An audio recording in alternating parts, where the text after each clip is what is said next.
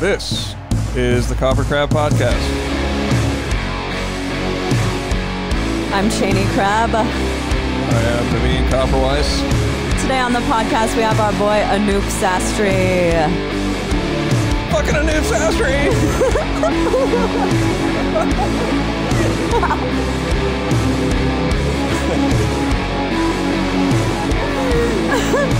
Just straight away out with it. I know.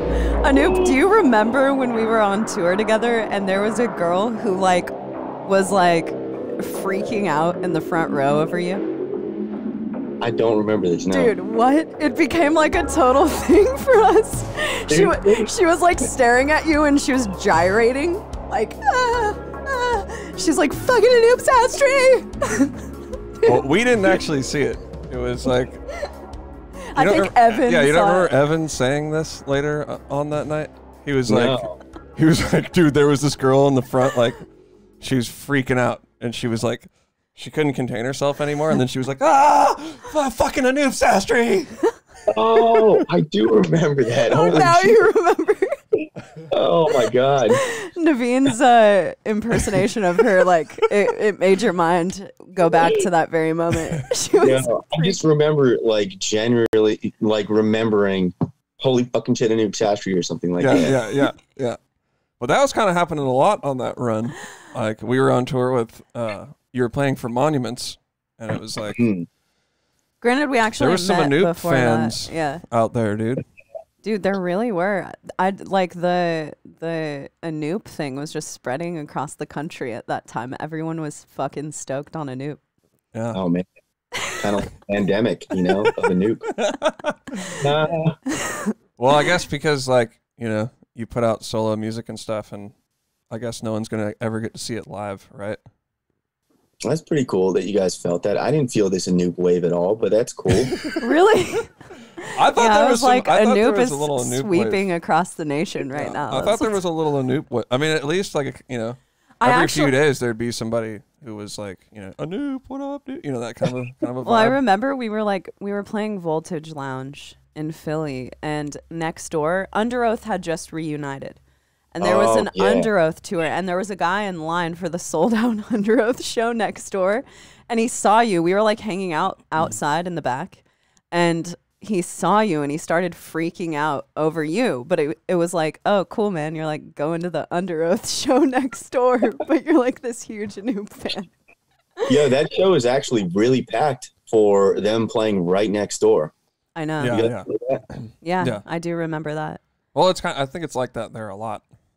There'll be a second show going on in that bigger, because that's what's the venue next to Voltage Lounge called? It's a big one. Do you know what it's called? It's called Knitting Factory. Knitting Factory. Yeah, it's where This Is Hardcore is as well. So there's always big shows going on over there. Yeah. It was exponentially bigger than what we played. Right. Yeah, you're damn straight. That was a tiny ass venue. Yeah. Yeah, Voltage Lounge is a tiny venue, and there's this. So I love playing Voltage Lounge, for the record, but there's this sort of inconvenient pole kind of on stage. Yeah, that's right. Mm-hmm. Yeah, but it was a good show. I mean, that was a pretty cool tour. Yeah. Did you have a good time on that tour? Or? It was different when I was in the middle of doing the tour, but then reflecting on it, that was actually a really fun tour. Yeah. That's how tour is. It's way sick when you're not on tour. You're like, damn, dude, that was so fun. And then when you're there, you're just like, oh, this is brutal. This I know. Is shot. But that was actually the first tour that I had done in a while where I felt like I had another drummer nerd person on tour with me. You know what I mean? Yeah, totally. That's for sure. That was super fun. We would do our little chops and whatnot on the practice pads. Yeah, it was pretty nerdy. We'd be in the middle of the floor sometimes while whoever the fuck is just sound checking or whatever. Yeah. And you're like, you do the downbeat, I'll do the upbeat. And it's like, really? Yeah. I'm sad that I missed that. Yeah. That's how, was that the last tour that you did, Anup? Yeah, that was the last full, Was that when you were like, yeah, I'm not going to do touring anymore? It's not my thing. No, I just kind of, that tour in specific was just really rough, I think, for the Monuments group. Yeah. But, but I definitely want to go back out. I just was not really holding my breath for like the ideal gig, you know? Yeah, So you do want to tour again? Now, no, man. Hell no. Okay, yeah. Really? That's what I thought. So I thought that you weren't going to. You don't think that you'd ever tour again, ever?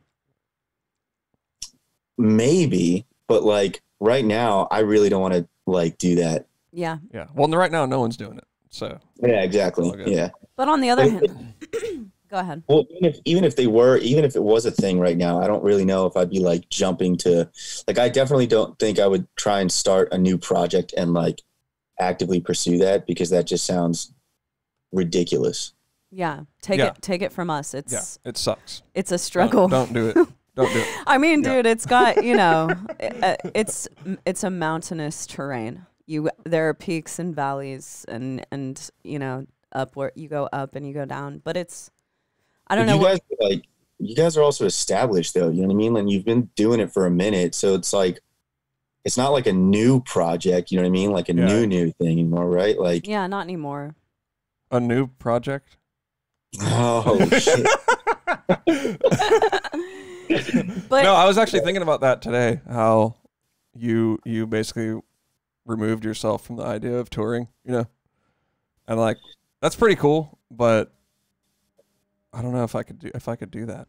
Cause like you just want to like produce and stuff like that, ultimately record and produce and then do your solo stuff. Yeah. Ideally. I also just like being around my cats and wife. And, just want to do that really. And also surprisingly during the pandemic, especially, staying busy with work has kind of, I don't know, I've just been busy with work. So I can't really complain too much. So you've been doing production work like this throughout this whole thing? No, just a lot of session work and stuff like that. Oh, so that's really awesome. Hit up for that kind of, it's weird because I'm not really taking on too much mix work with bands because I don't really like doing that a lot of times because I know. Yeah. It sucks. You know what I mean? It's not because they suck. It's just because no, not at all. Yeah, it's because like, I don't know. It's just a lot, man. It's really mentally tasking. I know. And it's like, I don't know what it is about it, but I was kind of maybe heading towards your direction at another time in my life. It's like, all right, I'm going to start recording bands, like get a studio going. Like that's going to be my thing, and then like I did it for a little while and it's just, it's like, it's one thing to do it for your own project, but then when you're doing it for like someone else's, it's just, I don't know. It is too mentally taxing, and I'd rather tour than do that, to be honest. Yeah, totally, man. Because like I don't know. It's just, I don't know how people do it. Like, I have like Zach, a guy that we work with. It's like he's just been recording and a mix engineer for like as long as I've been in bands. Like I've known him that long, and I'm just like, dang, that explains why you're so weird. Yeah, I don't know, man. I wish I could just stay down here and just write music. That's it, dude. Yeah. Like that's really all I want to do. But it's almost like I'm just taking on work to be able to afford the time to just sit down and write music. Right. Exactly. So that's that. I guess I think you and I are on the same page. Well, like my main thing is if you just could lock me in a room and I just had like a drum kit and a guitar in there and stuff, I could just do that forever. Like that's it, man. But you can't just do that forever. Yeah. Do you feel that way about session work as well? Or do you enjoy doing session work? I enjoy doing session work because it kind of keeps me on my toes with drumming. Like I kind of just have to, I don't know, like right now I'm going through a weird drumming phase where I don't really care so much about getting really good or anything. Mm-hmm. You know what I mean? And it's more so just like, I think I'm just getting old, guys. I think I'm just getting frail and old and shitty. Yeah. How old are you? 30. Oh, all right. Oh, you're over the hill now, man. No, I think you'll come back around because I was kind of feeling that for a while too. It's like, whatever. I'm not going to. Both of y'all's reactions were just not reassuring at all. Well, I'm 35. I know. I'm 32. Like, and I feel you. I think when I was 32, 30, I I probably didn't really want to get better at drums. And then the last, like, I'd say a year or two, I'm like, all right, dude, I'm about to show these little fucking pipsqueaks what's up, dude. You know, these little teenagers and shit. Because you come back around and it's like, damn, all these little kids are doing all this crazy shit. It's like, you know, I don't know. I'm trying to show them what's up, who's boss, you know? You've always been like strong like that, though. I feel like even on tour, like if I would like, I feel like you struck me as that kind of person. If I complained and you like saw the answer, you'd just be like, so why aren't you just doing that? Yeah. Fucking, I don't know, Naveen. Let me fucking complain. You know, like. I try to keep it simple. It's real though. He does do that for sure. Yeah, try to keep it simple. Do you feel like you're the type of person though who isn't the most thriving on tour? Is that why you chose not to do it anymore? I don't know. I what do you mean by that? Most thriving? Like, do you feel like, okay, so there's like a certain personality that it takes to be someone who is down to tour all the fucking time, whether it's like going through the rugged shit or the super awesome shit. Do you feel like you aren't the type of person who like is at your best or like good in that environment? Living your best life. Yeah, living your best life. I thought, well, when I was like really actively trying to do it, I used to love it, you know, and then okay, here's the real reason. Okay. I think what happened. Not to get all sad on you guys, but so my dog was really one of the biggest reasons why I kind of slowed down. Yeah. So he had a spine disease. Yeah. So like, you know, his mobility was just like shot, you know what I mean? Like totally going downhill.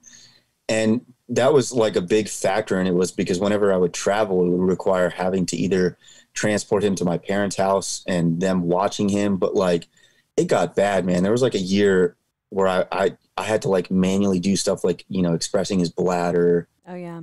And just all kinds of like caretaking involved. Yeah. But just like, you know, hopping in a van and traveling for a month and playing music would have been fun. Sure. But, you know, I couldn't leave him at home just like that. And, you know, B, mentally that would have just destroyed me, you know? Yeah. Absolutely. So I think that was kind of like the decline mentally for me, was just like, okay, well, I'm not going to tour anymore because of him. I'm going to stay home. And then, you know, he passed away. And then I was kind of already at a point where I was content, you know, like I was starting to just be content with the idea of like, well, I'm not going on tour. Yeah. So. Yeah. I remember there being a point where we came through your area and you were like, I don't know if I can have you guys stay at my house because my dog, like, things are really serious with my dog right now. It was really bad. Yeah. Yeah. I remember that. And I remember you posting pictures of him like all the time and just how much you loved him. Yeah. And yeah. It was really touching to me. And yeah, I could 100% understand why you would be like, I want to be at home for this, because we miss so fucking much being on tour. And it's like, there are certain points where you just kind of have to be at home for a while. So, so I totally understand where you're coming from with that.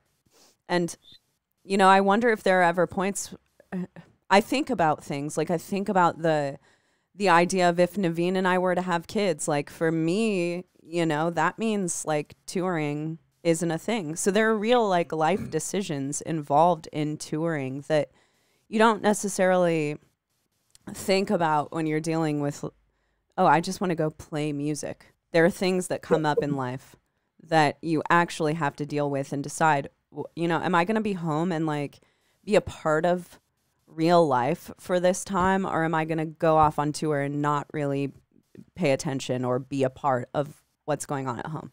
Yeah, it's sick to just not pay attention and go on tour. Just be like, yeah, it is. No, I'm just kidding. I'm just being. It is, unless things come up that you really want to deal with at home. You know, we all miss birthdays and things, but I even think about that with, you know, with people dying. It's like,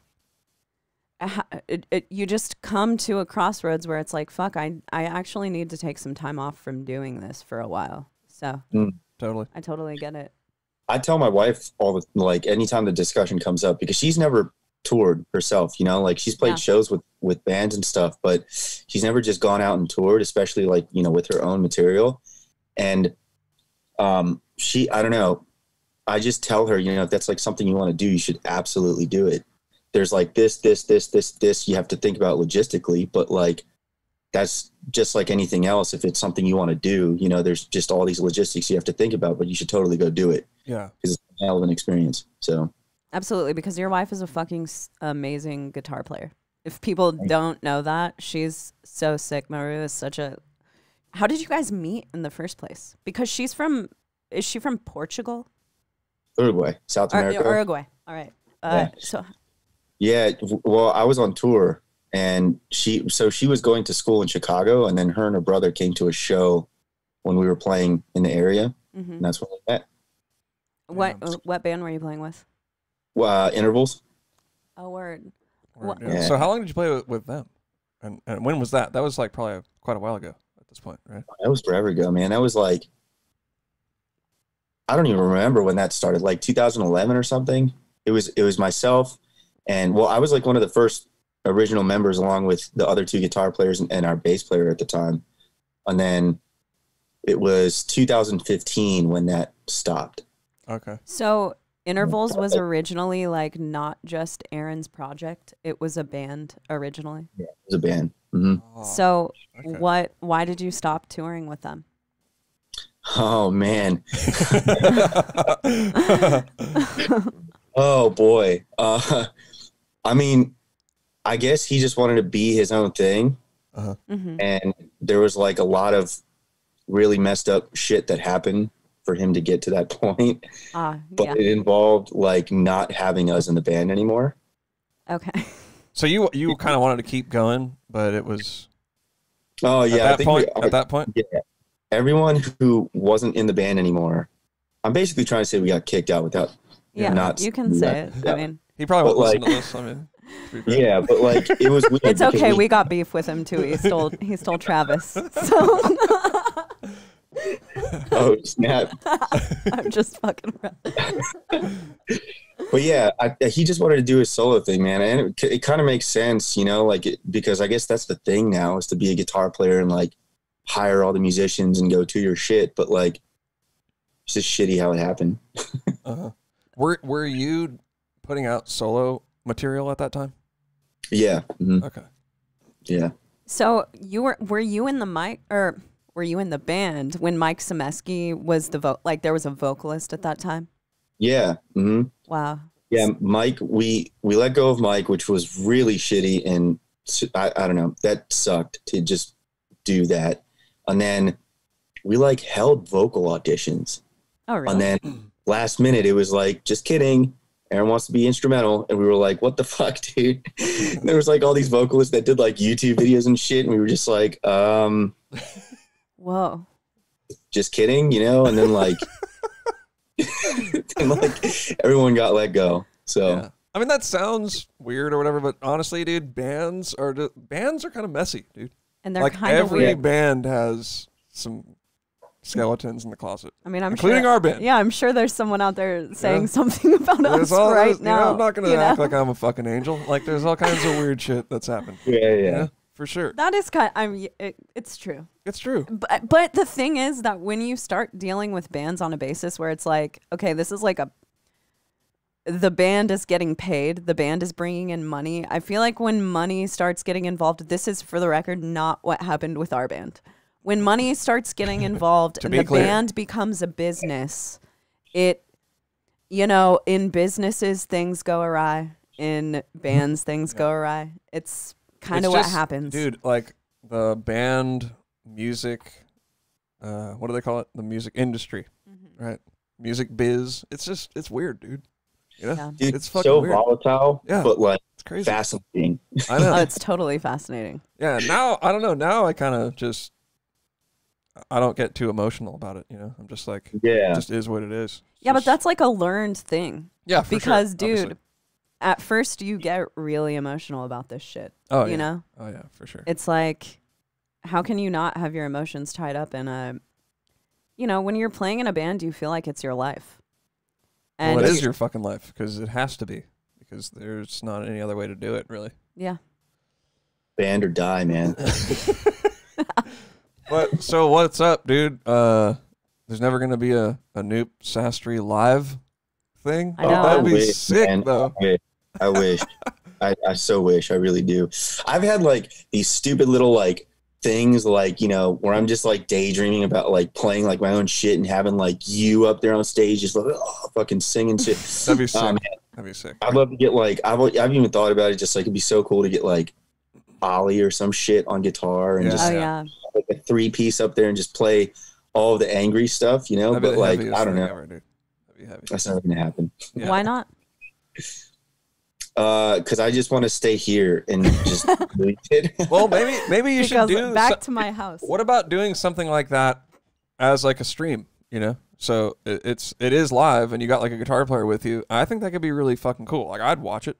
I would tune in. How about that? If you put a link up, you were like, "We're doing a live gig from my basement," I'd be like, "Dude, I'd put it on my calendar. I would hella watch that." Dude, I don't understand all these people streaming, man. It's mind blowing. Like, yeah, it's so difficult. And anytime I see it, I'm just like, how the fuck did you do that? Like, what I tried looking into it one time, and there was like a capture card, and then there was like another thing. I just sound like an old person right now. But I don't get how people are constantly streaming and like staying up on that and have like scheduled streams and. It's rough. Are you talking about with Twitch? Yeah, well, mainly. Yeah. Yeah, I have no idea. I know. I've looked into it a little bit. Well, so what's with a streaming card? You have to get a streaming card in order to just stream, period? I don't really know. I don't want to talk too much about the technical side because I'm just going to sound like an idiot. None of us know well, what the fuck we're talking about. I know a little bit about it just because doing the podcast, like you have to. So if you want to use an external camera, you have to get. And if you have HDMI out of your camera, you can stream that. But then you got to get an HDMI card for your computer. Right. And then you can stream that. But I don't know. I mean, I get kind of tripped out on like the audio side because I don't really like putting up videos unless the audio is like pretty damn good. You know, like I feel like I'm kind of over it. I feel like you're like that as well, right, Anup? Oh yeah, totally. I'm kind of over it if it doesn't sound super sick. It's just like, what's the point? You know what I mean? Yeah. So absolutely. I haven't really done like we've done a couple podcast streams, but that's it really. I mean, we did a crappy band practice stream, but that was just like an iPhone, and then I just plugged our mixer into the iPhone like with an iRig. So okay, cool. It sounded okay, but I mean, now I wouldn't do that. I don't know. Now I'm like, you know, got like a high standard, trying to have it sound sick. Yeah. But I mean, I think that's like the new thing now, right? I mean, like, especially that there's a pandemic and shit. Like it's becoming the new concert in a way. Totally. Dude, it totally is because, you know, people can make money off of it. It's I also have heard of like Bandcamp is going to start doing it as well. Yeah, yep. So, yeah, it's the new thing because I mean, I hear all kinds of people hypothesize like on a daily fucking basis about when shows are going to come back, but does anyone actually like when are they going to come back? No one knows. But that's kind of my thought though. It's like, well, I still even just for my own satisfaction, I miss just playing live with people. So, after a certain amount of time, it's like, well, I don't even care if there's going to be a show or not. Like when we're done recording the album that we're working on, like I'm just gonna start trying to figure out how to do a live stream and kind of start dedicating my effort towards that, you know, getting a super sick live stream and having like a live band and doing something that's live. I don't know, whatever. I'm gonna do it just for my own, you know, just because I want to do it. Yeah, totally. So, that's the hard thing about like I feel like releasing music in a way because it's like you do the music thing and that's done. Then there's like a gazillion other things you have to like do. Yeah. Like get it heard. Right. Which is like good and bad because it's like there's a learning curve for each one of those and it's very time consuming, which is the difficult part. But it's great because that's how many outlets you have and resources you have to get your shit out there too, right? So and it becomes not hard. Like I'm sure for you now to cut a playthrough is like 100 times easier than it was when you were first learning how to do it. You know what I mean? Like I'm sure now you can just like do it no problem, a couple hours. Yeah, for sure. I mean, I feel like you're the first person that I was personally jealous of, like the studio setup that you had because it seems like you've had that kind of setup for years where you could just kind of like walk into your drum kit, sit down and play and you already had shit set up. Yeah, for sure. I mean, like nowhere near the treatment and gear and all that kind of stuff, obviously, but the space itself I've had for a really long time. Yeah, that's the hard part. That's the hard part. Yeah, and I mean, that's another thing, you know, is like I felt like having that space, something just kind of like snapped, and I was like, I got to do shit, and you know, just that was the rest of life, right? So that's sick, though. I mean, that's cool. I look up to you and Alex that you guys have done that. You know, just like, thanks, man. Making it. I don't know. I think because I'm like a tad bit older than you guys, like I wasn't really hip to the idea of doing like YouTube stuff or whatever. Like I remember when that stuff came out, you know, I was in like a touring band and like I just thought it was weird. You know, I was like, why would you want to play on you? That's just like, I remember meeting a guy and he was like, I looked at one of his videos and I remember he had like a bunch of videos on YouTube and they all like looked the same. Like they had like the same look each video, you know? And I just remember being like, that is just so weird. Like I would never do that. You know what I mean? Yeah, of course now, like, you know, that's what my shit looks like. But like, I was way late to the game. You know what I mean? Like, totally. So when I saw you and Alex and stuff doing these like super sick videos, I was just like, oh fuck, all right, I get it now. Like, I'm blowing it basically. I don't know, man. It's weird too because like I feel like when I started doing shit too, like I knew that like my cameras were shot and my lighting was shot and like my sound was shot and my playing was whatever. But like I just kept doing it because I started to see some kind of response, not from like viewers or subscribers or none of that, because I didn't know about any of that shit back then. I was just doing YouTube videos, right? Yeah. The response was more so getting hit up by someone and then being like, oh shit, here's like an artist and they want to tour, or like here's a dude from Canada and he has songs, oh, let's start a band. And that's then what I'm saying, dude. So on and so forth, right? So it just created all these like alleys to make more music and play more music with people. And that was the response. That is the huge part. And I think a lot of people don't think about that. They think about just like, I don't want to fucking spend all this time making. It's like, dude, you're missing the point. The point is like, you're there, right? So when someone's thinking of something, they think of you first because they just saw your video, right? And like, that shit is huge, dude. What's really weird though is to watch how that's turned into something where it is about the numbers. Yeah, definitely. Dude, it's 100% about the number. It's like kind of crazy to me. I remember a few years ago we were on tour and there were a lot of younger kids on the tour, like younger than us. I would say that they're probably like 24 right now. Started talking about numbers and like subs and all of this shit that I just honestly, I kind of thought it was like cringy because I'm old, man. I'm from MySpace times, and though people were getting famous off of MySpace, it was never like no one was ever really like talking about that stuff. So I started hearing and talk about subs, and I was like, whoa, okay, like this is a thing. People care about the internet. It was just so weird to me because, you know, I wasn't used to it. But ever since then, I've been like, okay, you know, even though I used to think this stuff was cringy, now it's like that stuff really matters. Numbers on TikTok and all of these things, it's like you do actually pick up fans from that stuff. But I think that it's like, it's sort of unfortunate that things are like so numbers and subs and all of this thing based. Like even Spotify, I'm seeing bands who wouldn't, I'm certain that they're pumping up their numbers on Spotify, like they're paying to have higher numbers on Spotify and things like that. And people are talking about it so much that it's like sort of crazy to me. Yeah, no, totally. And well, here another thing too is like when, okay, this is going to sound so fucked up and I really don't mean it to sound fucked up. I'm just going to say it. All right. Yeah. It comes from a nice place. So when you see like a musician do like a cover of like a very popular song, you know what is going on. Exactly, right? What's going on. Yeah, but in my head, like now, if I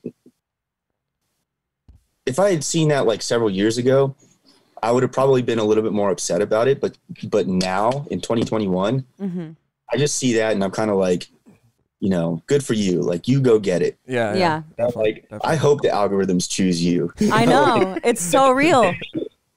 But like, you're a musician, I'm a musician. I feel the struggle. So totally. Yeah, I mean, I'm not gonna lie. Like, I think there's definitely a line for me personally that I won't cross. Like, because sometimes I see people do things like just to get, and I know they're doing it just to get views or whatever.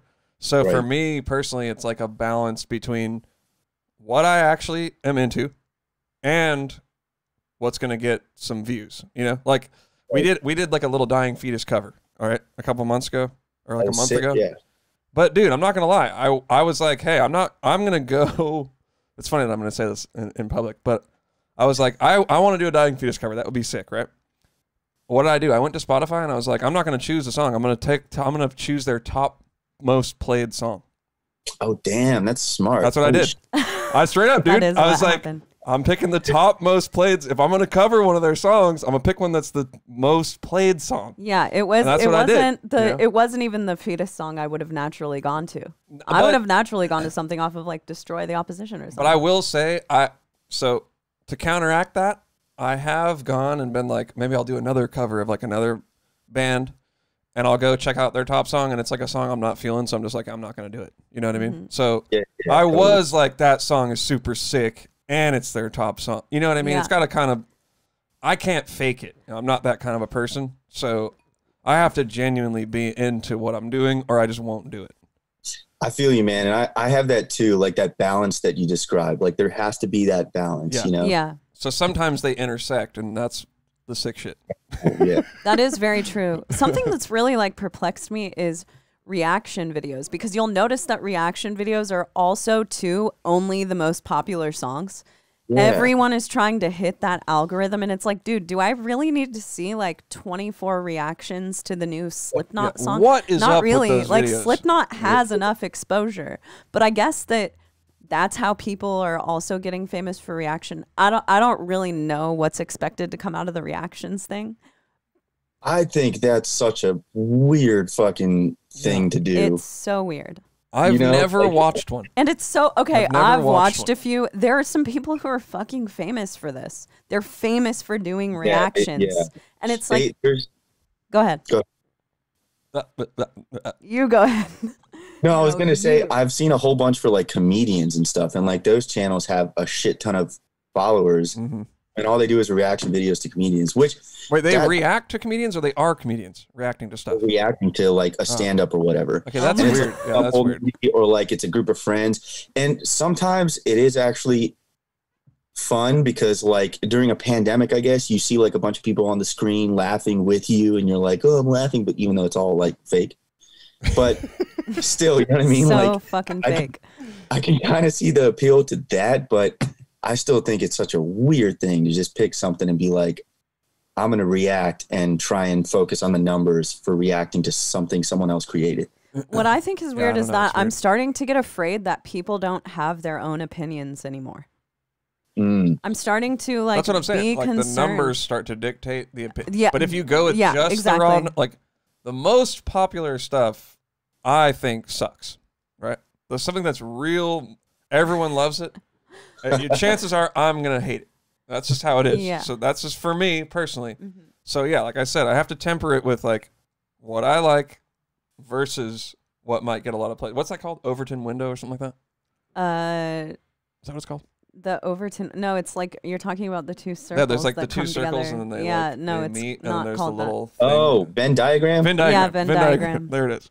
So I don't know. For me, that's how. Yeah, it's like what you like, what they like, because it's like what I like, most people don't even like in the first place. Yeah. So I'm already like cutting myself into a niche thing. Yeah. But the reactions thing, man, I don't know. I watched a reaction video. Granted, I will say I always think it's cool when people react to my own band. But I'm always like, fuck yeah, dude. Fuck yeah. But you're just like, watching reactions. Yeah, it's like, all right, this person has good taste. But I'm just like, okay, most of the reactions are fucking fake in the first place. It's like, dude, and most of them aren't, they always like every single song. And they're always reacting to every single song like it's the craziest shit they've ever heard. Well, yeah, because they want to get the most reactions from their reaction. Right. Yeah. It's become like a meme now, though. You know, like there's certain accounts and people on YouTube that like when like a band posts something, it's like a thing to expect that person to come up with like a fucking reaction video like the next day. You know what I mean? Oh yeah. Yeah. It's like a kind of like a badge or like a rite of passage, right? Yeah, you'll like, see. We got so and so to react. You'll see to people it. in comments like, "Where is so and so?" Exactly. I mean, I kind of feel honestly like what you were saying though, Anup. I'm kind of like good for those reactors. Yeah, man. Like that's sick for them. They're having probably a business off of sitting there and fucking laughing at a video. I don't even know what they do because like I said, I've never watched. They go them, like this. They're like,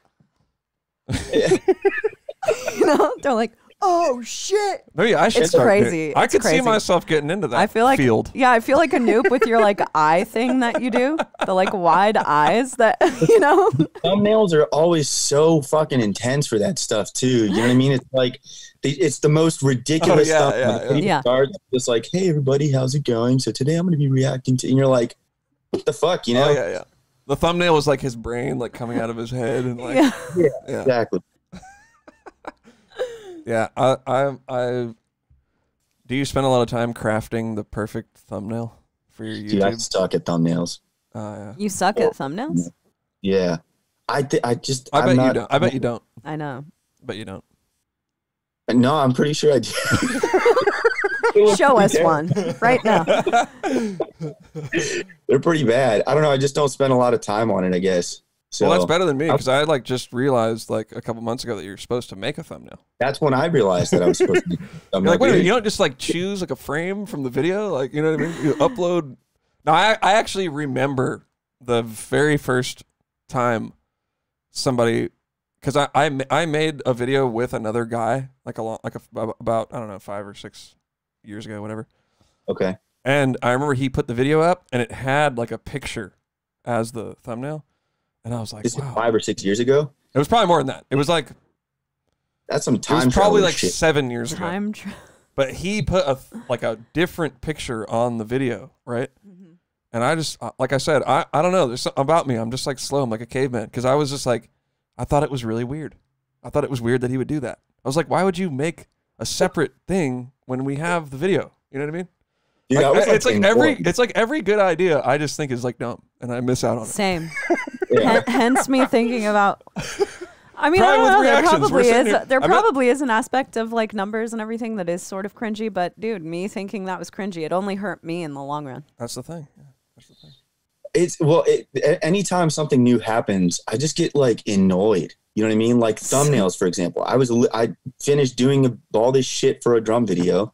And like, even though you were saying earlier how like, sure, it's easy for me to go do a drum video, but at the same time, it's still a lot of work. It is, yeah. You're telling me now I have to fucking create this tiny little fucking shit to go on the thing where people see it and I gotta grab their attention. I don't know. It just annoyed the hell out of me. And I'm even behind you, man. I don't like custom create them. I just take a frame. Yeah. I just like hope that like at the end of a take, I like looked at the camera like an idiot or something. Pick that frame. That's literally my thumbnails. Yeah. No, I pick a frame. That's actually the hardest part of our podcast. Is me getting. No, it really is. It's me getting a frame that Cheney will approve. It's not only me though. It's expanded to guests. Like there have been points where it's like, is this guest gonna fucking like lock themselves in the bathroom for a week over after the picture? After we're done with this episode for like an hour, I'm going to be like scrolling through the episode looking for a frame of you. Like that's happening. That's happening in like 1 hour from now. Oh my God. And then I'm going to have to do that with Cheney. And I'm going to be like, hey, Cheney, is this one cool? I'm going to be like, Cheney, is this one good review? And she's going to be like, let's keep looking. Let's keep looking. I'll have him take like 3 and then I'll make him try all of them in our little layout thing. Yeah, and I'll like do the cover and it's like, you know, I'm not really feeling that. It's like, fuck. That's like the hardest part of this podcast. No, it's totally brutal. I feel your pain. It sucks too because it's like after this big thing occurred, now this little pain in the ass thing you got to still do. It's true. And then I don't know if like you think about this, but with the podcast, we're like, well, like on Instagram, right? So I make a cover and it's like widescreen. It's like 16:9, right?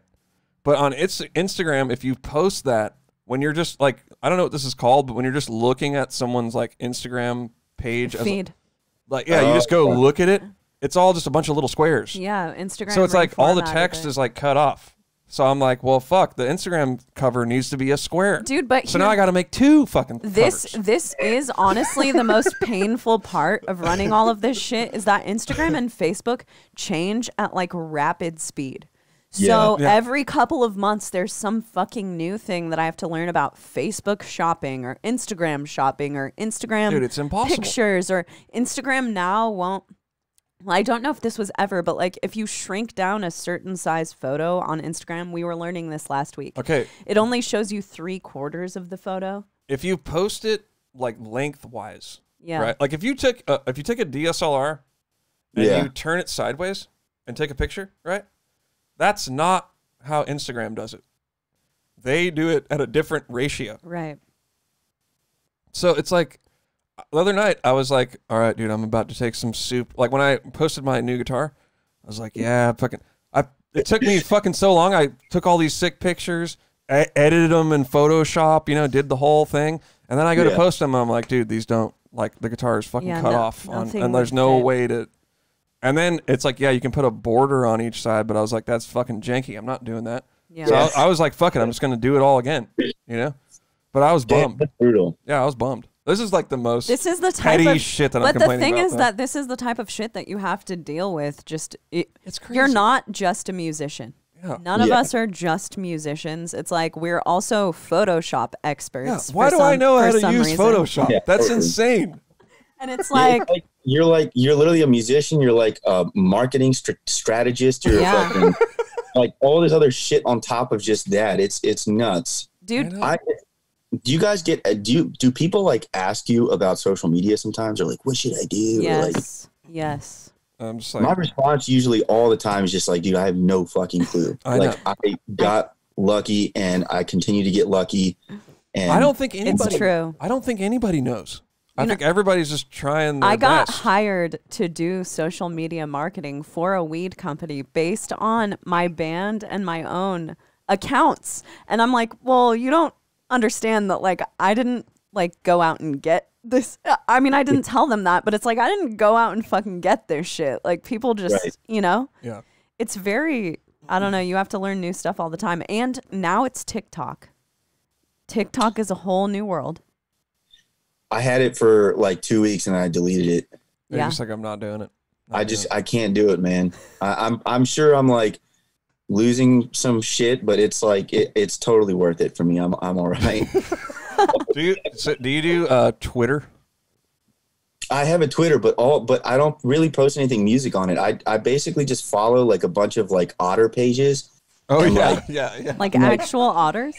Yeah, like otters. No, like I actually know what you're talking, because I know when I go on there, you know how you can see what people's likes, what they like. The Daily Otter. Yours is like Anup liked like crazy cats, and it's like, just it's always cute animals. That's literally all I use my Twitter for. It's literally just for animal pictures and like puppies and kittens and otters and shit. So that's sick. I literally have an entire social media platform dedicated to that because I don't know. I have a bad habit of opening up my phone a lot of times for no reason whatsoever. Oh, yeah. I'm sure everybody does. And Twitter's actually kind of helpful because I just get on there and look at those pictures, Totally. And I'm not just like scrolling aimlessly through like and reading someone's status I'm like, I have no relationship to you, but I'm reading your status and now your comments, like what the fuck is happening, so.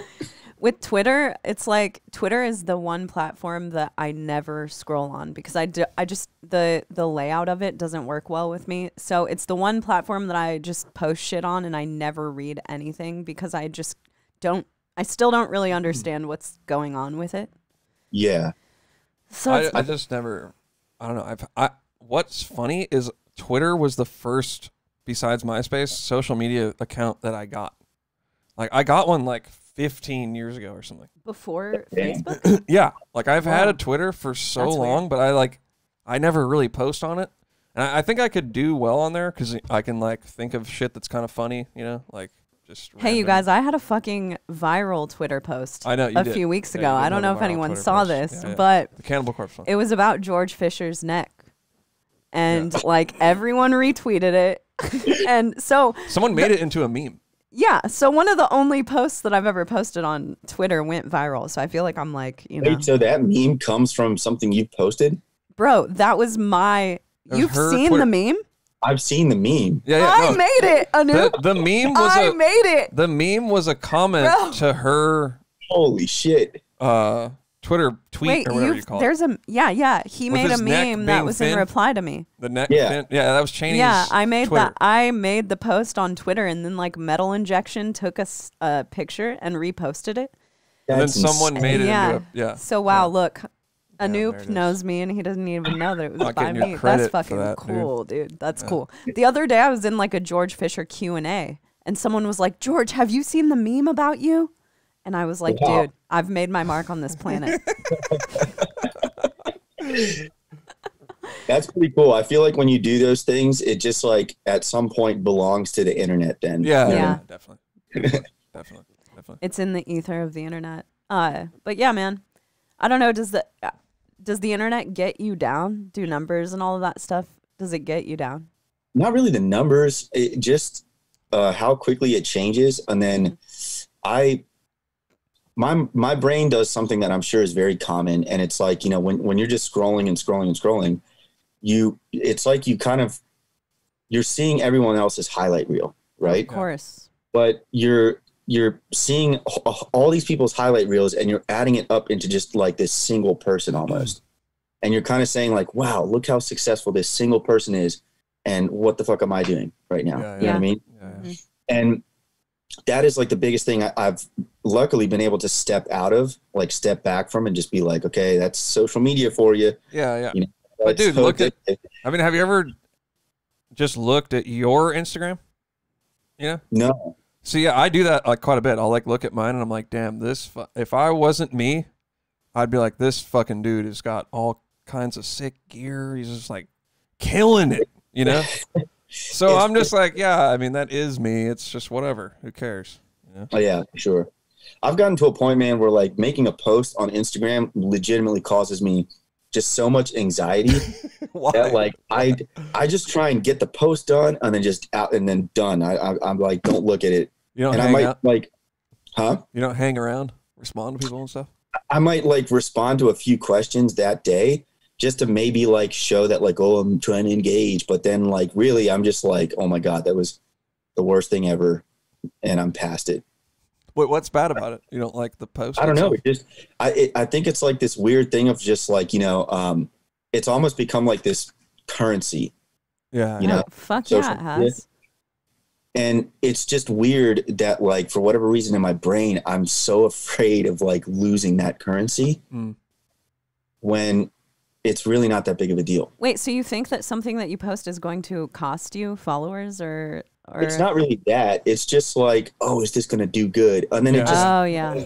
does, you know, and I don't know why I really put too much energy into that kind of stuff because I don't think anyone knows why they put energy into that stuff, but a lot of us do. That's the reality of it. And you know, something that Instagram has done recently is now they only show people when you have thousands of likes. I don't know if that shows up on your shit, but it's like this person has thousands of likes. On it mine, does it on says mine. the actual number. So mine changed, and it's like you don't actually see how many people have liked another person's posts until it says that thousands of others have liked it. So until they hit 1,000, it looks like one, you know, it could be 5 people. So to me, that's like truly detrimental to people's mind because, okay, it's not just a matter of me having like 300 likes to look cool. It's that I have to have thousands of likes to look cool. And it's like, and then the next time that it shows people, if it's changed, it's millions of likes. Damn. So I think that although I feel like Facebook was trying to like make it a little more anonymous or like make numbers a little more, what's the word that I'm looking for? Like not a big deal, kind of just a little more yeah, that's not the word. innocuous. Yeah, but they're trying to make it more of not a big deal, but now it's like even more of a deal because you have to get thousands of fucking likes to even show up on people's radar. That's not a big deal for Anup. That's going to be every fucking post. I know. Straight up. I don't know, man. I just don't know anymore. I literally just don't know. Like I don't like it, but I do it because it's a good outlet for musicians. Yeah. Same. I mean, I've always felt like that until about 2 months ago. I've been like, this is fuck this shit, you know. And 2 months ago, I was like, let me just try to like get into it, you know, and just do what I think would be really cool, you know. So now I've noticed that if I just spend a little more time on like the video or the photos or whatever, and just honestly make it something that I think is really sick, it's always like, you know, doing well, quote unquote. But I look at it as like a good time. Like it's just, I'll make a post and a bunch of people will be on there asking me stuff and comment, and I'm interacting with people, and like it's actually a really fun part of my day. Like I don't post every day. I post like 2 or 3 times a week, but I've changed it from being what you're talking about, where I'm like, oh God, you know, what if this doesn't do well, blah, blah, blah. But I'm just like, whatever, you know, some posts aren't going to do well. It's just, it doesn't matter. Like it's still, I still did my thing. I put something, if I put something up that I think is really cool and I spent, and I actually put my max effort into it, then I feel good about it no matter what. You know what I mean? Right. Yeah. So that's what I've been trying to do with all the shit that I'm involved with. Like just do it as sick as I can and be proud, something to be proud of. You know what I mean? Right. And it's the same. And I look at Instagram and all the social media as the same exact thing as I would making an album. You know, it's just something that I want to be proud of. It's something that represents my artistic side. You know what I mean? This is why I keep you around, because you're like the way more positive version. you know. I feel like I tend to go negative and you tend to go positive. I mean, you choose how you want to look at it, you know. Mm-hmm. And some of your posts are hilarious, man. You are very and you have this like strength about it. It's really, I remember there was like a couple of them I would read and I'd just be like, that's so fucking intense, but like what he's saying is not wrong. You know, just like fuck. You know, it's just funny because like the way I perceive social media is obviously different from you and both of you, right? Mm-hmm. And then a post like that comes into play where I actually know you, and I'm like, I read something like that. It's just funny. That's all. That's cool, man. Thank you, actually, by the way. No, but it's true. I like reading those kind of posts from you as well, because it's like you are like that. You're a little more like, there's not as much emotion attached to things that you do as much as there is reason. Whereas I feel like I'm like highly emotional and my reason comes in after my emotion. So I like hearing your perspective on shit. And sometimes like Naveen's post will come across my feed and I'll be like, damn, okay, I'm marrying the right person, I think. Well, just like the way I've been looking at it, like I said, like I don't know what happened, but like 2 months ago I had like this epiphany and I was just like, all right, I'm gonna fucking do this legit. And like just think of it like an instrument.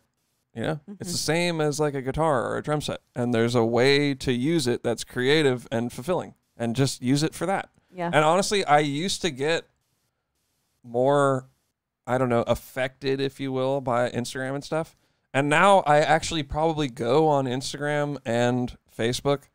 I'd say now I'm probably on there more than I ever have been. Yeah, I would say. And dude, I'm not like bummed or I don't even care. It's whatever. I think it's safe to say there was a point when you absolutely hated Instagram, where I was trying to talk you into like doing stuff more, because I felt that it would, you know, let's be honest, I felt that it would help our band if you were on the internet more. Totally. And you were like fucking totally against it. I'm like, fuck this, it's horrible. Yeah. It's a, you know, disease on humanity, blah blah. But then it's just kind of like I don't know, I had this realization, like it's just a tool. It's just a thing. Yeah.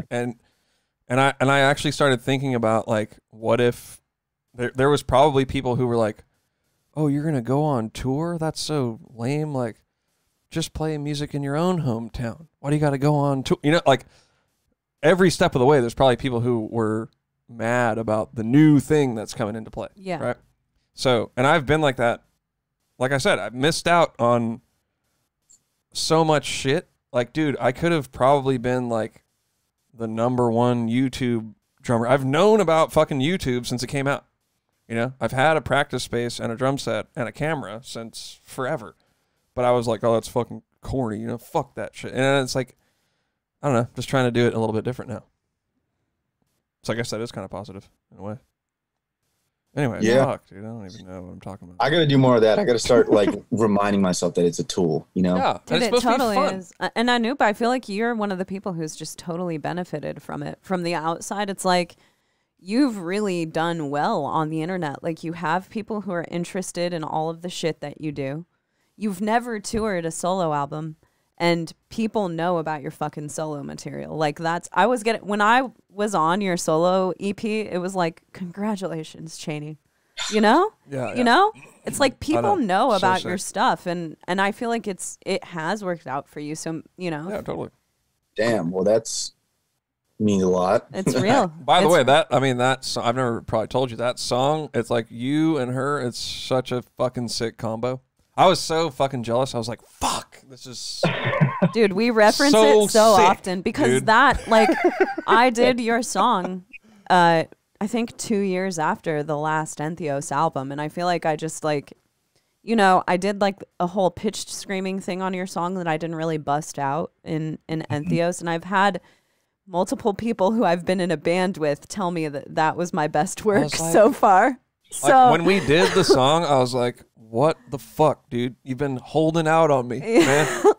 That was a bullshit, fucking sick song, dude. though. That whole EP, all of your solo material, I just really, really love your solo material. Oh, it's so sick. Because I remember you gave me those songs, I think, when we were on tour. And I was like, fuck, this is so sick. Your shit is the best gent, if you want to call it that. For sure. It really is. And I've pinpointed why. Because it's not, like, apologetic. It's just like, I'm going to make the sickest hyper gent fuck you. That's what it is. I don't know. That's the attitude I get from it. You know? That is cool. That is really cool. I mean, I've adopted that attitude a lot more because initially when I started doing stuff, people would be like, oh, this sounds this way and doesn't sound like a guitar player. And, you know. That's why it's cool, though. Yeah, I kind of said, well, I'm not a guitar player. So it's never going to sound like a guitar player, you know, and fuck it. I know. You know, that's that song that you did vocals on, Cheney. That one, the vocals just like that. I was pissed with that song, and the vocals just 100% like brought it. And it like it was that and another song that I did with Andy. Once I got like both of your guys' things back, it was like I don't know why the fuck I haven't been doing vocals on my shit before. It sounds really sick with vocals. Vocals work really well with your stuff. That's for sure. I mean, it's great instrumental for sure, but yeah, like the first time I heard vocals on your stuff was when because I had tracked Cheney for that song, so I was just like, this sounds fucking sick. What the fuck, man? Well, I mean, I think the only reason why I didn't really pursue vocals before was just because of money. You know, like I wanted to be able to like actually pay, you know, I wanted to be able to pay. Yeah. And like, here's this amount and, you know, can we work together, right? And I just couldn't afford that on previous releases. So. Yeah, for sure.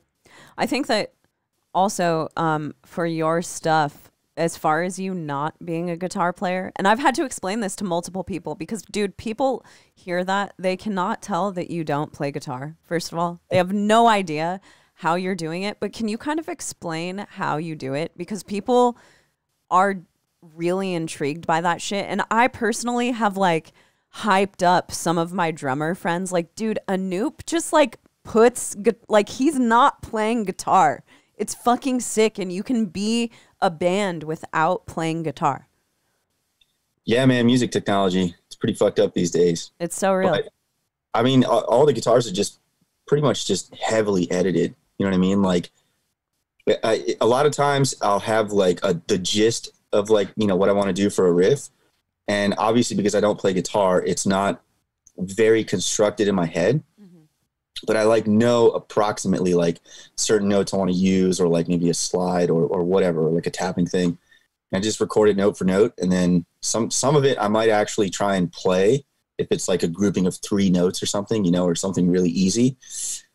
But then I'll just edit it back to the grid and form whatever it is that I'm trying to make. And that's it. So you don't have, you didn't make an instrument. You like do it every time. No, I actually tried using a contact instrument once called Promini SC. Have you heard of that? No. No, it's I heard a demo once of someone who made something with it, and it was fucking sick. Yeah. So I bought it and I tried. This was like way back when I first, started to experiment. I bought the library and it was an absolute nightmare. And I reached out to this guy and he was like, yeah, that thing took me like 3 days. It was like 30 seconds of music. Wow. So I remember it was just a nightmare. It was a huge library. There was all these key triggers because a guitar is a pretty articulate instrument. Yeah, totally. So I just gave up on that and just kind of said, you know what, let me just hold a guitar.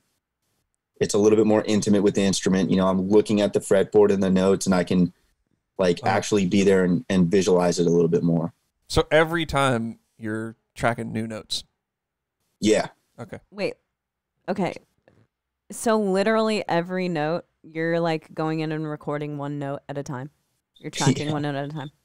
How long does it That's take why it sounds so that? fucking sick. Dude. I know, it sounds so like lined up to That's the grid. That's the thing that I started to realize. I was like, well, I can't compete with this. You know, this is like, this is Paul Bunyan type shit. What? Yeah. But like the thing is like you can play guitar though. You know what I mean? And I know, but it doesn't sound like that. I mean, it doesn't sound like you combined it with, but you know what I'm doing too. So it's like you have like both worlds to just fucking. Yeah. But I kind of view like myself as somewhat of a guitar player. So it's like, you're like, I'm not a guitar player. I don't care. I'm going to fucking just machine this shit all insane, But for me, I'm kind of like, well, I don't want to, I have like morals. I guess I'm not trying to put it like that, but yeah, I mean, I have some sort of like, integrity as a guitar player. You know what I mean? I'm not. That's not a diss at by any means because I fucking love your shit. But it's just like I want to be able to be like, yeah, I can play that. For I don't know why though, because I do use that as an excuse all the time. I'm just like, oh, I'm not a guitar player, so whatever, I'll just do that video you posted recently where it's just two of you. I was just like, God damn it! Like I want to do shit like that, Yeah, it's kind of I don't know, a jerk thing to do, but I mean, it's weird because I've been playing guitar and drums for so like, my Instagram is like what I've been doing since I was 16, But I just recently was like, man, I should probably post some of this stuff. You know what I mean? What was like one of the first bands that you were in? It was like a tech metal. Animosity. Yeah. Dude, you guys played in Frederick, and I went to your show. We played in Frederick? You played in Frederick. You played at this, it's the Cultural Arts Center. Do you remember that? Do you know who else played? This other band, Pariah is their name, maybe? Yeah, definitely. That tour? You remember that tour? So it was us and Pariah. And do you know if there was any other bands on it by any chance? No, I just remember both of you guys because I remember just being like, I was like. So that would have been like just a couple fill-in like dates. Like we used to tour like all the time. So we would do like a tour and then we would do like a week of random shows and then like another tour. Type of thing. So that's what that would have been. Because we never did an actual full tour with Pariah, but we did like little shows in between stuff. Dude, that was like a drummer moment for me, man. I remember watching that shit just being like, oh God, I'm like, I gotta. That's hilarious. Was Alex there? Whoa. I don't remember if Alex was there, to be honest, but I wouldn't be surprised if he was. So the venue you guys played, Cafe 611, where my wife and I came out and watched you guys. Yep. This place was literally maybe 6 blocks down the street from that venue. Okay. So, yeah, dude, I gotta look that up. Frederick has that cool little like downtown area, right? Yeah. Dude, Frederick is kind of Was the show that we played in Frederick too? Yeah, he's saying that the show that we played was 6 blocks down from there. Damn, that's crazy. Yeah. That was actually one of the really good shows on that tour that you saw. I think that was the first day. First or second day, yeah. You know that at the end of that tour, the headlining band's trailer caught on fire because of their generator. Yeah, so betraying the martyrs, right? Yeah, so the tour ended early. Yeah. Yeah, their shit caught on fire, dude. Yeah, it was not. That was the last show that we played. No, we did a show right after it in Iowa. Oh, yeah. Yeah, but that was the last tour that we did. That seems like... was the last tour? That was the last tour. That seems like so long ago. It was. Yeah, seriously. That was like when I was fit. So that's like a whole nother Yeah, life. we were both fit at that time. Yeah. Not And fit anymore. Now we're drinking beer and ordering food every way night. better. Way better life, for sure. Yeah. I back it. Yeah. What are you guys talking? You guys are fine. Shut the fuck up. Are you still hitting the weights? You're all fucking just lifting? Trying, man. Trying. I had some bullshit injuries last year that I had to kind of tend to, but what happened? Just wasn't giving my body enough rest time, and I kind of hit a wall and basic, dumbass weightlifter shit, I guess. Oh, you were you lifted stuff. And you fucked yourself. Did you fuck up like your neck or your back? I did have some lower back stuff for sure, and then I had my knee, which is also still kind of messed up, but that's from something else. But it's not worth it. It's not worth it. Dude, I think about that all the time. It's like weightlifting. I love it. I got super obsessed with it for a moment, but no matter who it is, everyone I know who weightlifts, Olympic or whatever the fuck they do, CrossFit, it's always injuries. Yeah. Injuries on top of injuries. Yeah. No, for sure. Especially when you're like, you got drums to play, you got riffs to write. You guys remember that setup I brought on tour? Yeah, that shit was sick. I actually think about that quite a bit. It's like odd how much I literally just chilling right over there. That's what I use now. I just bought more weights and stuff. And fuck yeah. Yeah, you had the sickest tour setup of anyone that I've been on. That was pretty ridiculous, to be honest. That was hilarious, man. Monuments guys hated that shit. I was gonna say that's like crazy for them to like agree to do that. Oh wait, did you was it one of these deals where you have it at the back of the trailer and they have to lift it every single day? I would pack it in such a way where it wasn't in the way. And what the fuck? I used to pack that thing like all the time. Yeah. So that's true. Whatever. You know what I mean? Like I was the one anyways moving the shit. So like it didn't matter. Yeah. That was really fun being on tour together. Yeah, I know. I still think of that fondly, being on tour with you. You're just like an awesome person to tour with. I don't know. Yeah. I remember we were like late You're to a show friends. and you were like, yo, dude, I got you guys a parking spot over here. And I was like, what a fucking sick guy. That's like the sickest thing you could ever do. Actually, we had some solid trailer hangs. Okay. Yeah. Like solid trailer hangs. You know what I mean? Just like there'd be a bottle being passed around and just, other stuff being passed around. It's just like, it was great, man. That's the thing about tour that's so cool is like, I don't know, there's just like time doesn't matter, Yeah.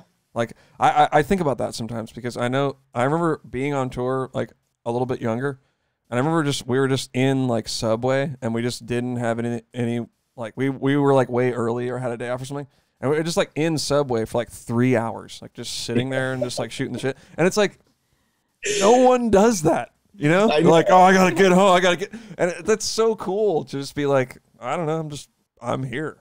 There's no reason to move. I'm sitting. And I love that. Like yeah, absolutely. I want my life to be like that, not on tour.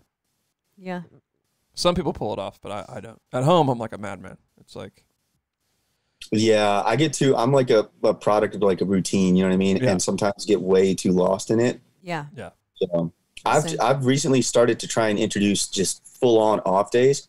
Yeah. Which I used to do when my dog was still here, but like. I don't know, when he passed away, something just hit me because I had all this time all of a sudden that I didn't know what to do with. Mm-hmm. I just filled it with shit, Yeah. And I just realized that, holy shit, like I don't take any days off. So like let me get this straight. You like wake up and you like don't like do any work at all the whole day? Yeah. That's sick. Wait, I'm going to fucking do that. These are your off days?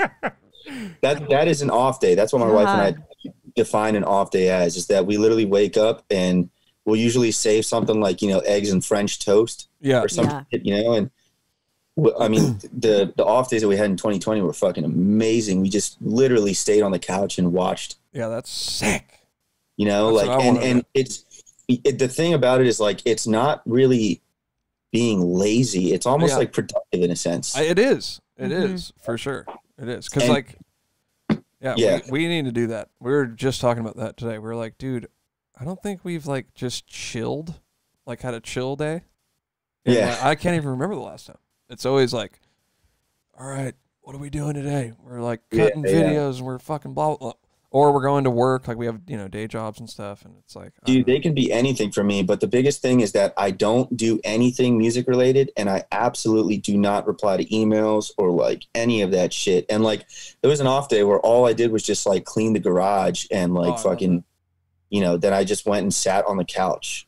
Dude. And it was amazing. That is amazing. Yeah, earlier solid. today, I was looking at all the weeds that have grown in our yard, and I was like, well, I guess weeding is for people who don't really have like music to do. Like you go out in your yard and you fucking pull weeds. And I just don't, anytime that I'm out there pulling weeds, I'm like, well, I have all of these other responsibilities that I need to be working on that are like, you know, for my job or for music or whatever. And I never give myself a day to just like go out and pull weeds. We need to do that. We need to do that. It's important for us, man. I mean, I'm sure you guys can relate to this, but like, we don't really stop. Yes, dude, it's same. Yeah. Like people legitimately get paid to work for this set amount of time, and then that time hits and it just stops. Yeah. Right.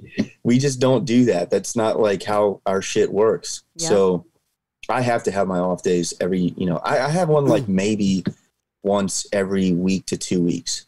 I think that's which is solid. still not very much compared to the average person who has a 5-day-a-week job and they have the weekends it's like off. a full-on fuck off day. You know what I mean? Like I am just fucking off. Oh, I could do that. That's so sick. I could do that for like a whole. I could do like do a you week, do you have like a specific day a week that it is? Usually it's Sundays. Yeah. Yeah. Usually, when football season was around, that, you know, it was very easy to do on Sundays, just to watch all of the games and just fucking eat food and chill. Yeah. But I don't know. It just depends, you know, like sometimes my wife and I will try and make it line up. The last time we tried to do it, she ended up having to go do stuff anyways. And like, it was funny because I didn't want to have the off day. She convinced me to have the off day, but then she ended up not being able to have the off day. So then I just had an off day. Uh-huh. So dude day. Yeah. What do you do on a typical dude day if you're the only person who has dude day? Yeah. I do. I watched I usually watch horror stuff. Oh, sick. What are you into, man? I mean, anything. A lot of like paranormal shit for sure. And she doesn't like that. So like I take advantage of those days to do that stuff. Kenny's too scared to watch paranormal. That is not stuff. true. It is are you so talking true, are dude. you talking like actual horror movies or like paranormal shows? No, like paranormal movies. Okay, I'll watch that. I don't watch shit that's happened in real life. In real life, yeah, I don't really fuck around with that either. But I'm down for like the grossest murder movie of all time. Like, okay, so just last weekend I did a fuck off day on Sunday, a week ago from today, and I just binge watched all of Night Stalker. oh, the show. Okay, dude, we were watching that at nighttime, and after the first episode, I was like, I have to turn this off. See, that's what I'm saying. I feel like someone's gonna. But I watch all kinds of horror movies, but that's fucking real, dude. That's like, it scares me that someone like that could like walk into our house and fucking murder me, and Naveen might not be here. For instance, this week he's going out of town for work, and I'm gonna be staying at our house by ourselves. We don't have any neighbors. If I scream, no one's gonna fucking hear me because our closest neighbor is like a half a mile away. So fucking knife up and just fucking ready to dude. throw hands, just throw shit down. Yeah, Well, I'll we're fucking armed. toss my cat We are at her. armed, but I don't know if Cheney's good to go with that. Yeah, I don't trust. I haven't shot a gun enough times to like go and grab it and know exactly what I'm doing with it. Really? Yeah, I've only shot a gun once. Even still with a gun, like, I don't know, hitting a moving target and you're going to be horrified. I don't think it would do any good. I don't think it would do any good, to be honest with you. That's like one of those situations you just can't really even plan for. No. Like mentally, you're gonna be. Some people do, but that's like all they do, right? They're like insane. Yeah. Well, okay, have you heard of God, do you know who Patton Oswalt is? His wife? Yeah. Okay, his wife wrote the novel about what's his face? The California State Killer. California State Killer. Golden State Killer. That's a Zodiac, right? No, it's different. Patton Oswalt's wife wrote a book about the Golden State Killer, right? She died a few years ago, and this guy was just caught like 2 years ago, so she didn't live. She like really solved the case, and she didn't live to see this all happen. But anyway, I was reading the book, And one of the things this guy would do is like sneak in through the back door and just show up in people's bedroom doorways. Like, haha, I'm going to fucking kill you guys. And now I'm really horrified that that's going to happen to me. And I had to stop reading the book at that point because it got way too scary. But now I don't know, I'm scared of like the 3 o'clock hour. If you're into paranormal shit, you know that's the witching hour, right? Yeah, I know. You know. So I especially from 3 to 4 every morning, I'm like, oh God, I just fucking, if I stay up that late, I'm pretty convinced that someone's going to like fucking kill me. Yeah. Or ghosts are going to show up or something. Well, luckily I'm old and frail now and I can't make it to those hours. So you never stay up that late anymore? I literally can't. I used to work through the night sometimes, man. That's a lie. I'm sure when I start hardcore working on like my next EP, I'm gonna do that. Yeah. But there's definitely been moments where I've been down here super late and just she's scratchy. Who is that? What's her name? Her name's Shiva. Shiva, that's a beautiful name. Yeah. I don't have any of my cats here, but I got my t-shirt. Yeah, you do have a cute cat. This cat, she kind of looks like your This t-shirt cat loves me so much. It's weird. I've never had a cat love me so much. That's awesome. Like, her and I are bros, for real. It's true. You have more than one cat, right? No, we just have one. her. We used to have another cat, but we left him with Naveen's mom because he's just more bonded to her and the land. You know how cats kind of like pick their owner? Yeah, totally. Well, we used to live like in this barn behind my mom's house, like when we went on that tour with you. And yeah, he's just so like attached to her and the property and stuff. And we moved. I mean, we moved like 1 mile away, but we were kind of just like, sorry, Mom, I feel bad moving animals. Yeah, that was really nice of you, man. Holy shit! Was that like a hard decision? I feel like that'd be a hard decision. Not really. To leave him there. Yeah. Not as much because he would stay there with her through all of our touring. Like we got him only maybe a year and a half before we started touring. So she had like the big house and he would always stay in there rather than come to the barn. So it was just like, it wasn't hard as much as it was the most logical decision because I think it would have been like really bad for him to accept us as being his real owners. And not Naveen's mom. And she was always giving him like treats and stuff. Yeah, she feeds him chicken. And she got him this motherfucker. He's huge. Yeah, he weighs almost 30 pounds. Whoa. So he is fat for sure, but he is also huge. Like his skeleton. He's a forest cat of some kind. Like Shiva is like small. I mean, she's a little baby, but I don't know. That's like a cat. That's just like she's a cat. Yeah, I know. Cashew was more like a, God, what are those things? Like a mountain lion. Yeah, a barn cat. It's called, Jesus. He's like a scary cat. That's awesome. Yeah. But yeah, my mom got this cat, like, my mom's like real into like, very empathetic towards animals. Let's put it that way. So she can't like handle any animal being like she would cry if she saw an animal just like being held by someone who was homeless or something. She just really has a affinity affected. for animals. It's true. You know? She's like, doesn't eat animals and blah blah blah.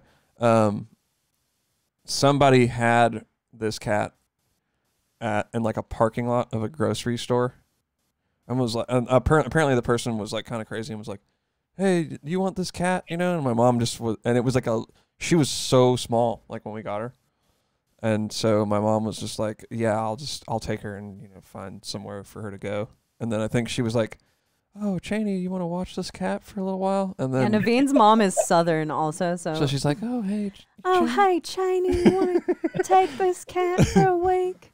And then obviously she knows what she's doing. We're gonna be like, she's I love her. I can't give her back. She's conniving, yeah, so she knew that when I took the cat, she knows me, and she knew that I wasn't gonna be able to give up a cat after I had it for a fucking week.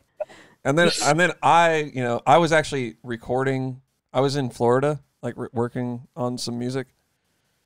And then Jenny was like, "Yeah, I'm babysitting that cat or whatever." And I was like, "Oh, all right, that's kind of weird." And then when I got home, I was just like, Like, I love her. We can't give her back. You know, like, so. And I'm pretty cold, by the way. Yeah, Naveen's cold. Yeah, I'm pretty. I like animals cold. and stuff, like, but I'm all right to like. He's like a cold dude. Yeah. Oh. Damn, really? Non-emotional. I mean, animals are like, I like them, but like animals with me, they start at 0, and then they have to earn my. Yeah. You know what I mean? Like a lot of people like animals start at like 10, you know? Yeah. And they're like, animals oh my God, animals. So for me, I'm like, all right. I'm like, all right, that's an animal. It's cool, you know? And it's like, it's at 0 and you can go plus or minus from there. But I'm not like a, you know, sick. I'm like vegetarian. It's like, I don't want animals to get hurt. You know, I love animals, but in terms of like actually me and an animal living together or interacting, you're starting off at 0 with me. You got to earn my respect. It's true. That's how everyone is with Naveen, though. I feel like you're that way with people too. Really? Fuck yeah. People. I feel like I'm way too nice to people. No. Straight up. No one thinks that except for you. No, this year I was like, all right, my goal is Anup, when you met Naveen, did you see him? Were you like, damn, that's a really nice guy? No, it was just very like straight. Yeah, it's really that. Good point. I have, for the record, I have had like drummers who are in very prominent bands who look up to Naveen. They see me as being like a soft opening, I think, to meeting Naveen, and they come up to me and they're like, you know, he seems kind of mean. Like, dude, is he nice? When you guys say stuff like that to me, it makes me so happy. So I'm just like, yes, like. Because I think of myself as like way too nice, this like pushover kind of a guy, you know? Yeah, so right. When someone's like, oh, you seem kind of like stern, I'm like, really? Newsflash, yes. I'm the pushover, and that's why everyone goes through me to get to you. That's cool. But I guess if you watch the pod. I was a little bit, this would sound cheesy, but a little bit starstruck because you were playing with animals as leaders. Damn. Oh. Yeah, when I first met you. That's true. And it was very much just like, this is a greeting. And this is okay, I'm going to leave now. You know what I mean? Oh, wait. Was it at NAMM? No, it wasn't at NAMM. Where'd you guys play? I forget where you guys played. I was with Alex, though. And that was NAMM, dude. Because I remember meeting you, and I was like, damn, I just like hella blew it with that guy. What? Yeah, really? Because usually with Indian people, I can like get in there because like my family was Hare Krishna, you know, so like I got like a Indian thing going on. You know, my name's Naveen. And I was like, dude, my name's Naveen. We're like Indian kind of bros in a way, you know? And you were like, yeah, cool. And I was like, I remember that now, man. That was just an interesting experience. Dude, I always remember that. I'm like, fuck, I hella blew it with that guy, dude. I hella blew it. You were definitely he was on tour with you were definitely on tour with Animals as Leaders. No, I just what I'm talking about was at an after party at NAMM, Sabian party. I know it because I think about it here and there. Because I was like, dang, this dude's like not feeling me. It's just not. Really? It's not. I remember the first time that I met Anup. You were on tour. You were on tour, and Anup played Santa Cruz with intervals. Yeah. Mm-hmm. And you walked by me, and I knew who you were, but I didn't say anything. I was like, "This, he doesn't know who I am." And you're like, "Are you Cheney?" And I was like, God, this guy's fucking cool. No, I feel like it wasn't until we toured together that it was just like we were like, oh, we're just all humans. Yeah, of course. Yeah. Wait, hold on a second. Let's back up here. So you weren't, we can confirm that you weren't feeling me that night. It wasn't that I wasn't not feeling you. I thought you weren't feeling me or something. I didn't know we were trying to feel each other. I was just trying to like play it cool and not be weird, awkward, or whatever. See, isn't that funny how like, perspective. Yeah, and just the way people perceive things. Yeah. Because I was like, dang, I just hella blew it. I was like, shouldn't have said that. But then here's the thing, was it the first night was Albuquerque, right? Yeah. Of our tour? Yeah, of our tour. Oh, went. Oh, I forget. No, you're like, there's a Belgian beer. Such a bad show. Can we? Yeah. That was such a bad show. It was a horrible show, but like I remember us three, we went next door and just drank beer. It was sick. Oh, and because it was a new place. It's a Belgian beer place. Yeah, it was really good. Yeah, which is, in hindsight, I'm like, they blew it because nobody likes Belgian beers anymore. It's all about, like, you can't even find a fucking Belgian beer now these days. Straight Not up. as much as you could It's then. all about these stupid IPAs. But dude, that brewery that we went to next door was so sick, and it was one of the first actual breweries that I went into. Really? Wow. Yeah, because this whole like hipster beer movement was kind of like new-ish back then. Oh, it's fucking wild, man. Mm-hmm. Is it in Frederick? It's hit Frederick. Frederick is. Do we have so many breweries over here? It's nuts. And like, they come up with all kinds of fucking weird ass strawberry mango milkshake twist, and you're like, that's a beer? Yeah, That's crazy. I will go and pick up like a whole bunch of stuff. It's actually kind of fun because we have a bunch of stores that just stock all this random shit. Yeah. So I will just go pick up, I usually go for just like the strong ones so I don't have to drink a lot. Same. Yeah, 8% or more. I go for period. hazy double or triple IPAs. See, that's the thing, though. That's why I used to drink Belgians, because I would go in the beer place, right, and I would look at the menu, and I'd be like, all right, I'm going to get I'm doing a price to alcohol ratio, right? That's what's going on in my head. And it's like, that's incredibly Jewish. yeah, I'm just going to say it, dude. I'm going to go out and say it, right? And I'm like, I want the most percent alcohol versus how much it is. So it can be a little more in price if it's got that. But now, honestly, now, when you drink ones that are more than 8%, it's like, it's too much for me. Because I actually like the taste of beer, and I like to drink a few beers. So if I'm doing like 11, it's just bad, because I'll be way too drunk. I feel that. But what we do is, like, for the show, we go get really nice beer. That's kind of like right now, and Sunday is like our kind of, it's not an off day, but it's like we're going to get some beers and do the podcast. It'll be fun. So it's been that's sick. Cool thing. Hell yeah. So what I fucked up. I didn't get beers. You didn't get any beer? No, I fucked up. I'm drinking a whiskey ginger right now. Oh, that's fucking cool. cooler than a beer, man. Yeah, I back that for sure. I used to be like so into cocktails when I was younger, like when I was right when I turned 21 up till, I don't know, 25, 26. But it's like, I don't think I would ever order a beer. Like, when I turned 21, I was strictly into getting shit-faced. I didn't care like what I was drinking. I didn't know. Not me. I was like into I would like make cocktails at home and stuff. Like that was like shit for sure. I wish I knew how to make cool drinks. Well, dude, I was just thinking with that sick-ass bar that you have behind you, like, you should become a full-fledged bartender. I know. What's going on back there? Yeah. Anoop's bar. If you're going to be hanging there all the time, you need to, like, be a bartender. Become, like, you could have insane parties in this basement. It's like him and Alex. Just, like, having a party. And Maru.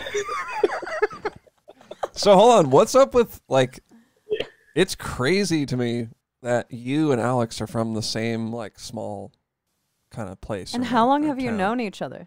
How do you know each other? Yeah. I mean, we went to middle school and high school together. That's crazy. Were you sick drummers in middle school?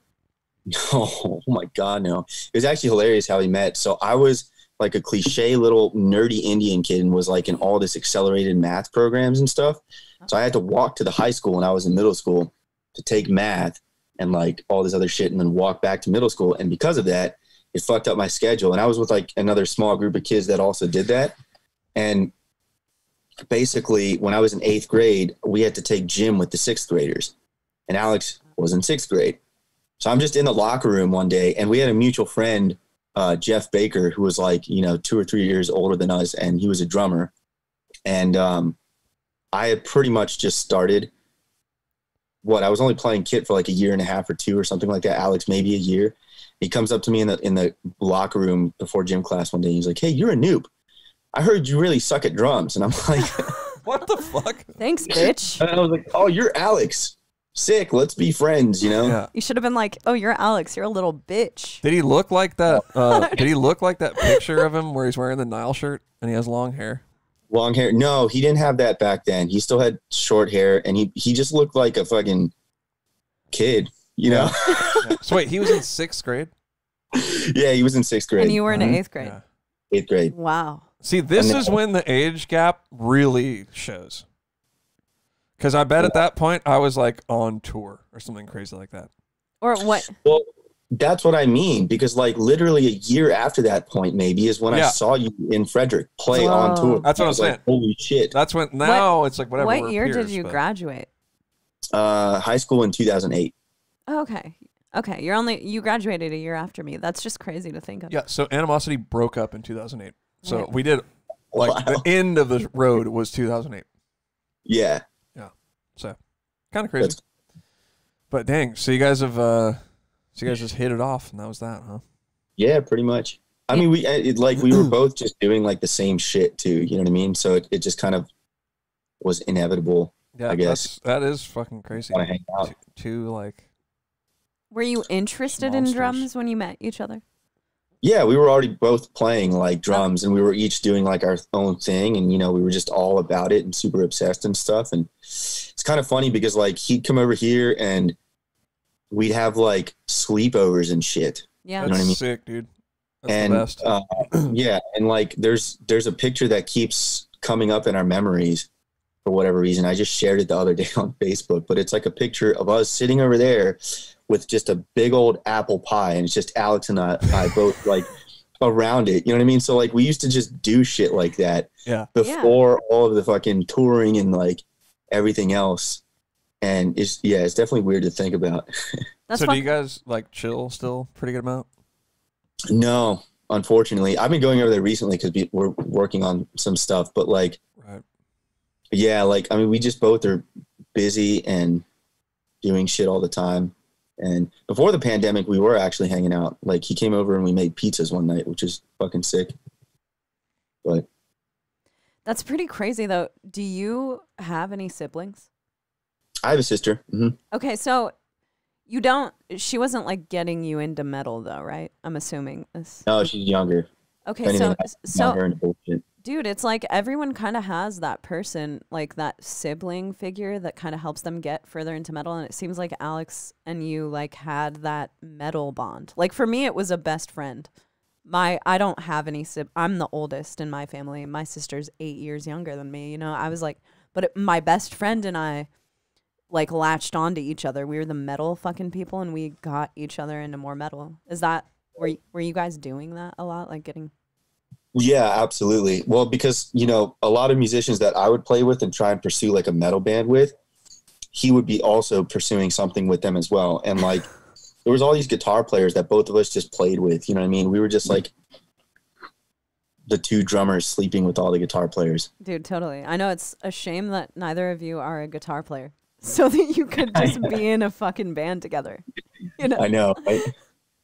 Seriously. But the other cool thing too is we had other people, like one of my best friends in middle school and high school who got me into drums was also a sick drummer. He ended up quitting and giving it up like halfway through high school. But, so he was there, and then there was another friend of mine who went to a different high school, but Frederick is just close enough where you just, you know everyone. Yeah.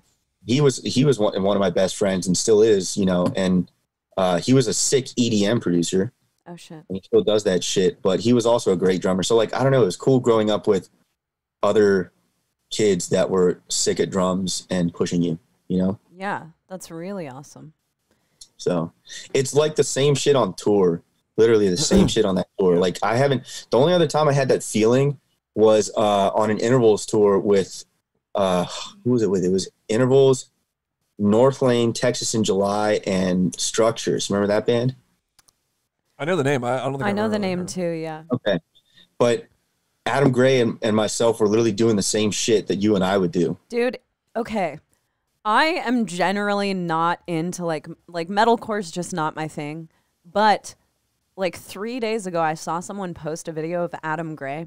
And I was not familiar with him until 3 fucking days ago. I had no idea who this guy was. But I was like, okay, Texas in July. I think JT was in that band, right?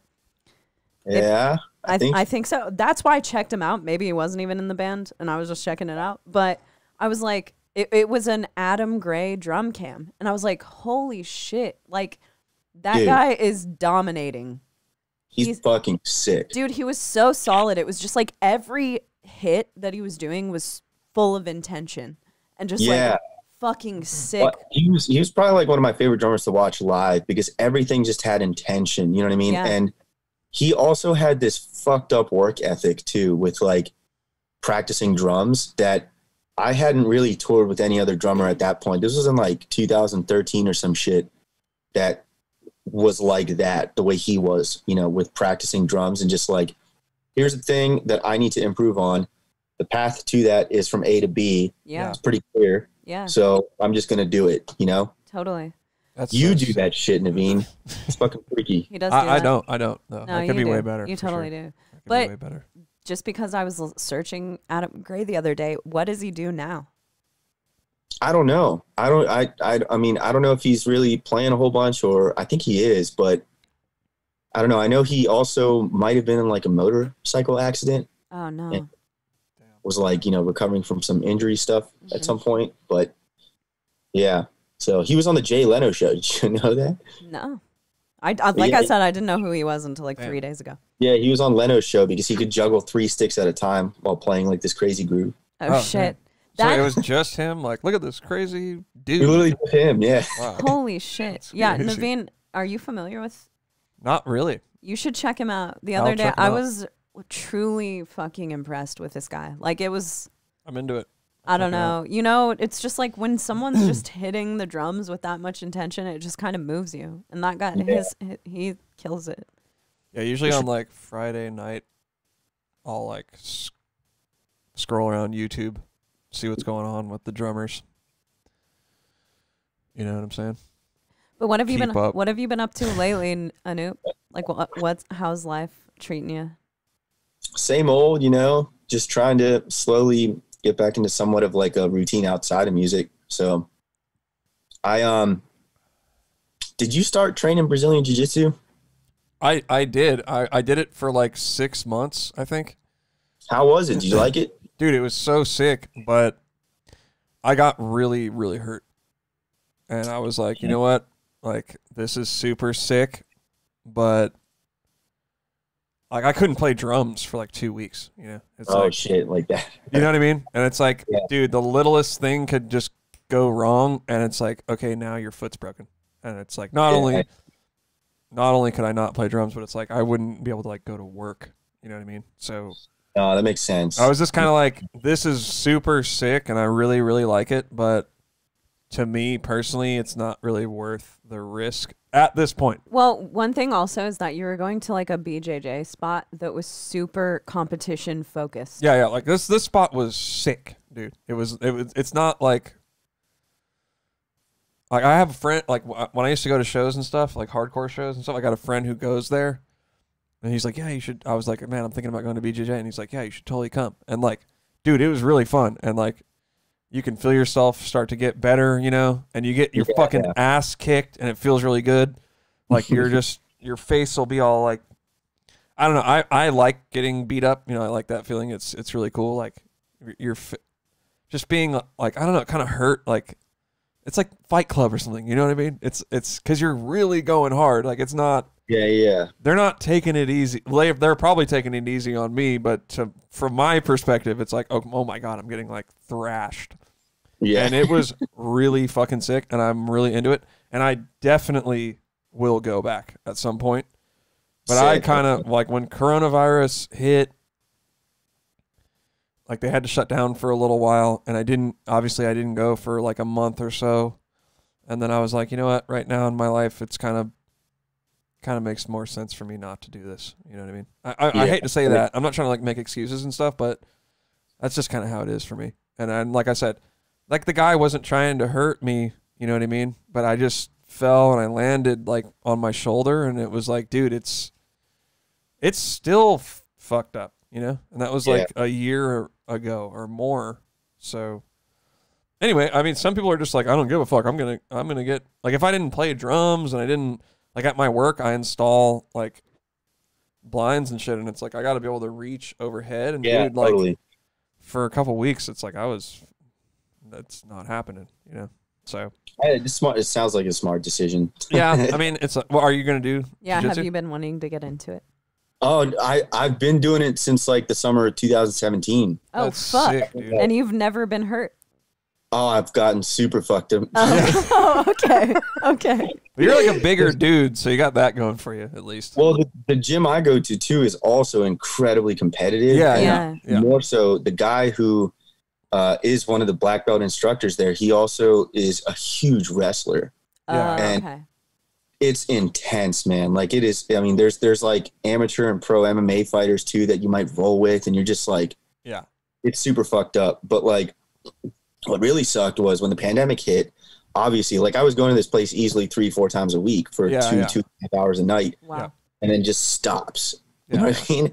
And there was like 3 months of a break where the gym wasn't open, couldn't open.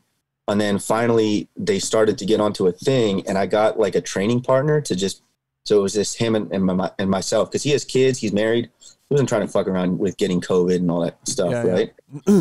So we stayed like pretty active about it. You know, we had like a team, like 2-3 times a week. We would meet in the mornings and just try and kill each other for an hour and then go home. Right. And that was it. And he recently got injured, and I don't have any more like training partners that I can meet up with. And the other thing that really sucks is a lot of the attitude at the gym is, and I don't really blame them, but it does kind of suck, but everyone's kind of just over it, you know, because like of COVID and stuff, or they're just over COVID. And dude, not BJJ. They're over COVID. Dude, the gym that I go to, they shut down for like a very short period of time, and then it was just it's on. It's like, hey, we're not gonna. I think their thing was like, you guys can do whatever you want. You know, we're not saying you can or can't. You know what I mean? Yeah. And I don't know. It's like, dude, jiu-jitsu is like you're having someone else's, like, apart from like banging someone, it's pretty, no, dude, like, I mean, it might even be because like you're getting a lot of sweat and sometimes sex on doesn't even take as long as a BJJ thing takes. Like it's like rubbing up against a dude or like a woman, for a really long time. It's intense. I fucking miss it. Like a closed area with a lot of people, and I don't know. I don't blame anyone for that is going to this gym and is continuing to train. I wish I could just say fuck it and go, but at the same time, I'm also just like, there's kind of just like a pandemic happening right now. I mean, that's the thing. And like I said, dude, that is something that I will totally get back into. Like, mainly if I didn't have a day job, and also in terms of time and energy, like for me personally, it doesn't really make sense to spend more time training BJJ than making drum videos or like practicing drums. I feel that because I don't have like, my time is not. I'm limited on time. It's not as much as I don't wake up in the morning and I'm like, gee, I wonder what I want to do today. You know what I mean? It's like I gotta go to fucking work, and then like I got like these certain windows to like get my shit done with my creative stuff. And honestly, when I was training BJJ, I'm the type of person that I'm obsessive. You know what I mean? So like, same. That's all I would think about. That's all I wanted to do. And it's like, I'm not really trying to be like a pro jiu-jitsu athlete. So I should probably just. I had the same thing, man. It just hit a point where it was like, what are you doing? Like, you're not ever going to compete. I literally do it just because I get my ass kicked. I sweat a shit ton. Yeah. And I don't feel guilty about drinking a beer on the weekend then. So it's like, it got to a point where like I was so focused on it, and it was taking a lot of time and effort and like destroying my body too. Dude. Where I had to kind of step back and just be like, fuck, like you got to record drums for like a bunch of shit later. What are you doing? And it's like hurts. It's like it hurts to like, I don't know. I really, really recommend that everyone go do that though. At the same time, I know I really want to do it. The feeling of like driving home after, because I would go at night, so I'd go at like 6, and it's like you're just covered in sweat. You're like, I don't know. It's just crazy. It's the coolest thing ever. It is the coolest thing ever. Like I love it, and I think about it. I have dreams about it. I think about it so much, but Like, I think if Entheos turned into like a full-time band, you know what I mean? That's what I would do for my day job. It'd be like, all right, going to jiu-jitsu, and after that, I do my Entheos stuff. Because I can make do being kind of beat up and play drums. It's all good. Mm-hmm. It's just doing a part-time job and Entheos, you know, and my solo whatever. And it's just kind of like I only have so much energy to put out there. You know what I mean? Yeah. I want to do it. I'm afraid of getting like having something severely fuck me up. Well, the thing is, you're like, I'm like kind of aggressive. You know what I mean? Yeah. So like, the harder you push these guys that know what they're doing. Yeah. Like, they don't unleash on you. It's like, I would be like trying to fuck them up. So they're like, okay, this guy wants to get some. All right, I'm gonna give it to him. I've heard that if you're only fucking with like black belts or people who are more experienced, they won't hurt you. It's when you're going up against people who are of lesser belts that they'll fuck you up because they are like, yeah, they got something to prove. Yeah, exactly. They have something to prove. They're not as fully trained. Blue belts are the absolute worst. Really? It's like blue belt is that the first thing you can do? No, it's white belt and blue belt. Then blue belt. And blue belts are the absolute fucking worst, dude. Like, come on now. What are you? Are you a blue belt? No, I'm trying in terms of like, because blue belts are like, Naveen is a blue belt too. Blue belts are going in there like, I'm trying to tap people out. Yeah, that's what I would be doing if I was a fucking blue belt. I'd be like, I'm only white? Yeah, you're like a white 3 or something. No, right? I'm just white belt, no stripe, white belt. Like the belts, I don't know. The belt thing never even mattered to me. I remember when that came up too. The guy, you know, the head dude who proposed it. I was kind of just like, "Are you sure, man?" Yeah, like I'm totally good with this white right here. You know, that's, you know. Yeah, like, me too. I was like, don't give me a stripe. Do you have to have someone propose it to become the next? You kind of have to be promoted. You know, like not kind of. You are like promoted.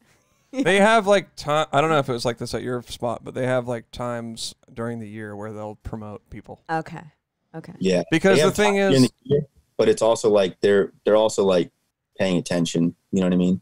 Yeah, totally. Like some people, like for instance, some people at the gym that I would go to, like they'd come up in there and just be like, maybe they trained wrestling when they were a kid or something, and it's like they're gonna promote them really quick. Yeah, you know, because you also got to think about like when you promote somebody, if they go to do a competition, like now you're in league with blue belts. You know what I mean? No, I don't know what you mean. Okay, so like, if they're like, okay, damn, Naveen's like pretty sick, right? Mm-hmm. But if I went to do a competition, I'm competing against white belts. Oh, okay. So if they were like, oh, let's promote him, right? And they give me a blue belt, well, now I'm going to get my fucking ass handed to me. Right. Because I'm competing against some blue belts are insane level. Right. Like so you are like, how is this dude a fucking blue belt? It's insanity. Like the UFC and shit.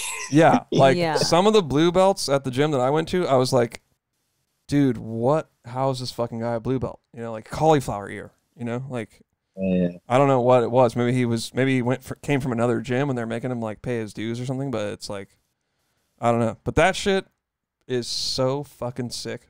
I bet it would be fun. It's the sickest fucking thing ever, man.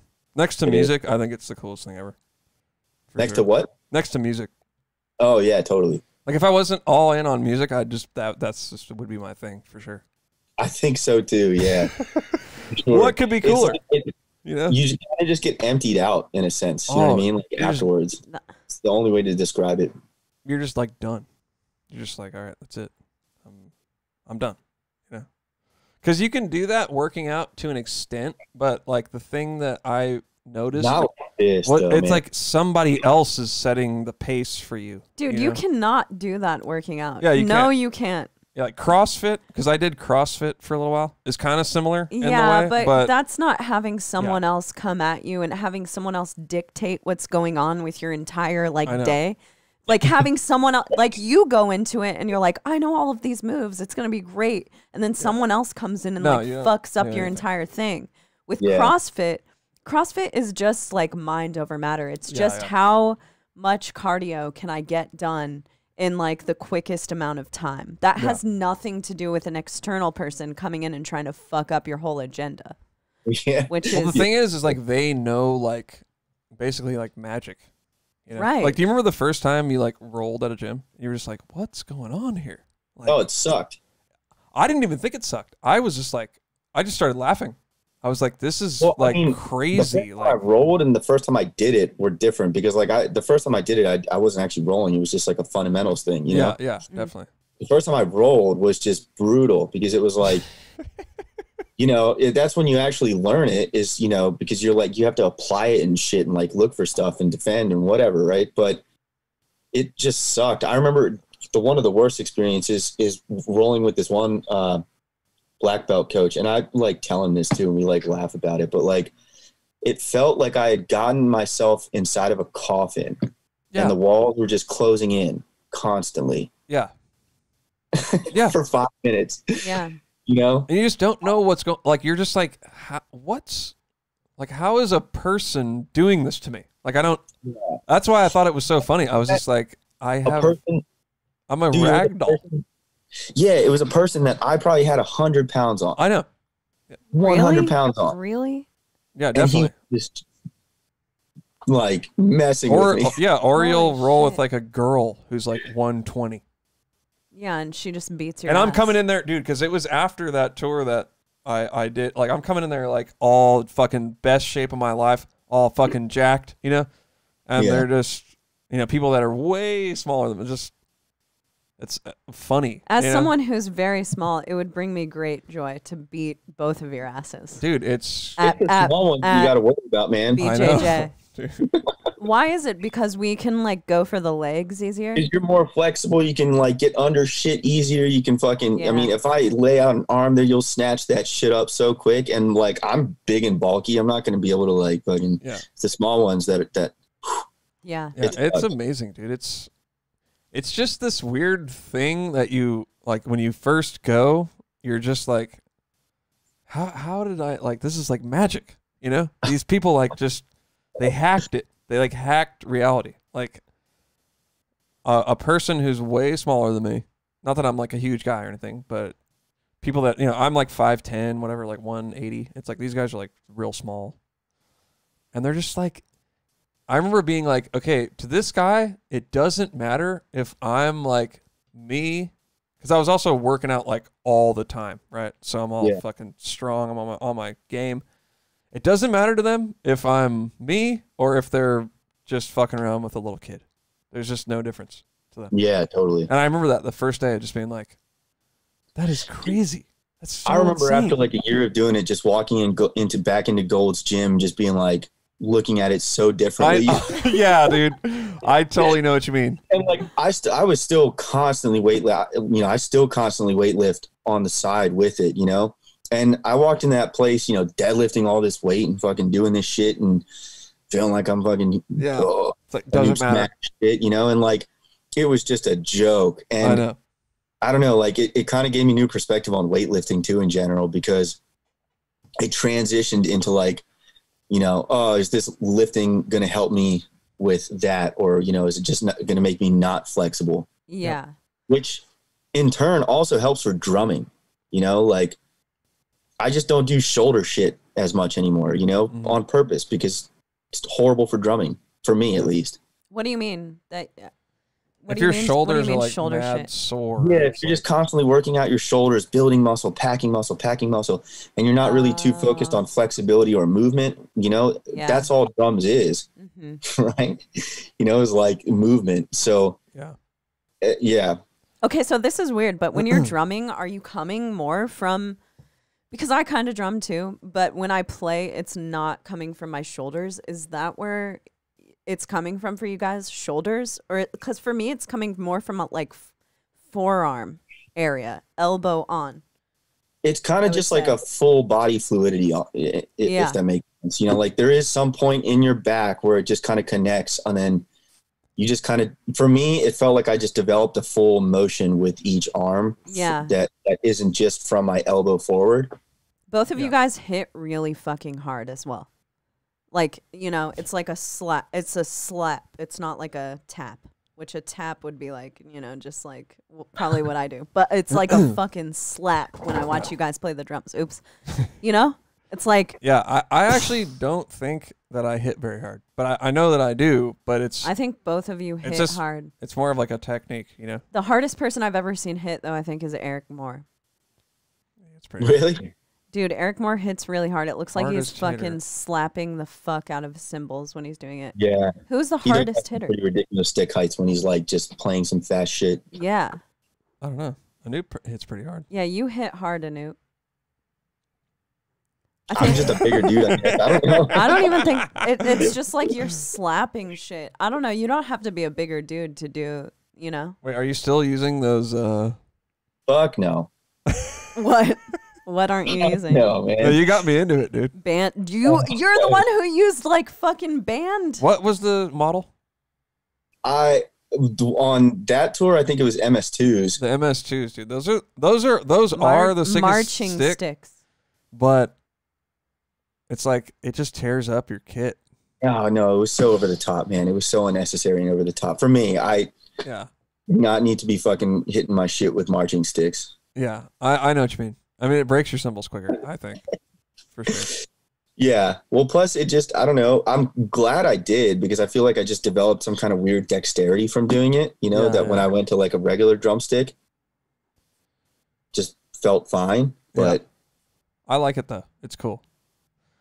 I would Sick. do it if it didn't like just like the drum heads would get these like dents in them. That's just a crater type situation, but not so much from the MS2, but I play ProMark. So like they don't have a marching band stick that has like the acorn. It's like a round tip.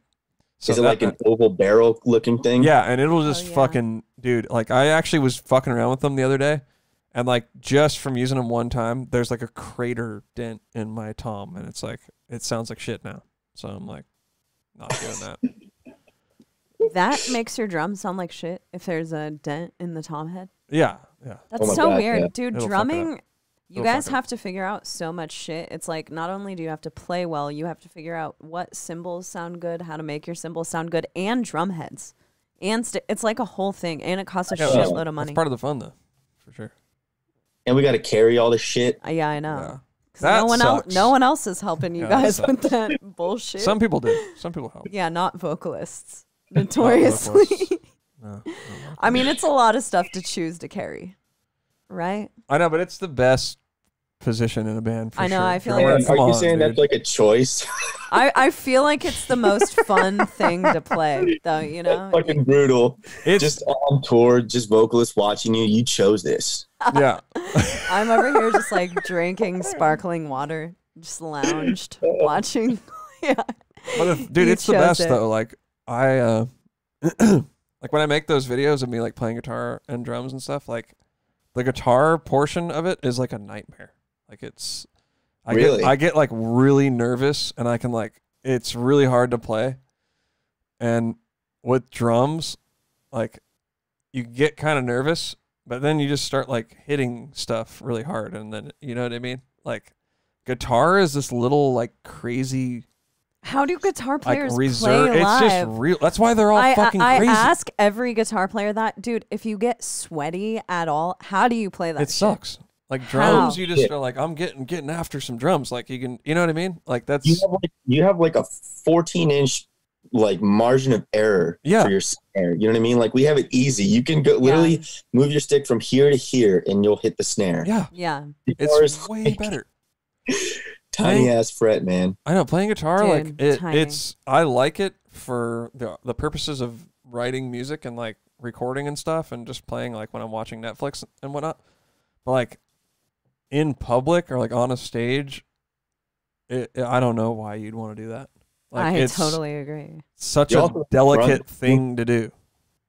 I know. You're like in the front, and you have to like be able to move and dance while doing it and shit. And like that's the cool part, in my opinion. That is cool, but like it's also terrifying, you know? Like yeah, I know. Do you think you'd be a good front person? I've thought about that, man. That'd be a lot of fun. Yeah, it is, dude. Take it from me. It's a lot of fun. Yeah, like thinking about being a. I don't have to do shit. I don't have to carry in a goddamn thing. And I get away with it because there's this cool stick. Granted, I do carry stuff in, but there's this That's so interesting. You just have a totally different perspective of being on a stage than us. Yeah. Oh, absolutely. Yeah. But I have to talk to people. That's the which rough part. Is just as daunting as anything you could bring up. You know, it's not fun to me to talk to people on stage, so I keep it like short and sweet. But it's a whole different thing, man. I have to like move my entire body. I have to like, there is like some sense of obligation. As a front person, you feel like you have to like keep people involved. Like you're a cheerleader as well as being a vocalist, you know? So it's a little different. I feel like it would be a little easier to be like a guitar player or a drummer at a certain point, just because you guys don't have to do that aspect if you don't want to. Yeah. No, that's very true. I think drummer is the best gig, to be honest with you. What about the sound guy? Well, that's you don't get any glory. You're not like on stage. You know, like drummer. No one knows the sound guy's name, especially in heavy music. You know, like people are into get to travel. You know, that's cool. I mean, not saying that's not a cool gig. Is that what you love about it though? The traveling. I do actually really like the traveling. You know, like just waking up in a different city.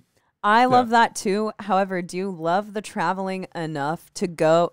Do you love the traveling enough that that's all, that you're down to just do that, and it's not about your band, it's not about anything else except for just traveling, and you're putting up with all the same bullshit that a band is putting up with?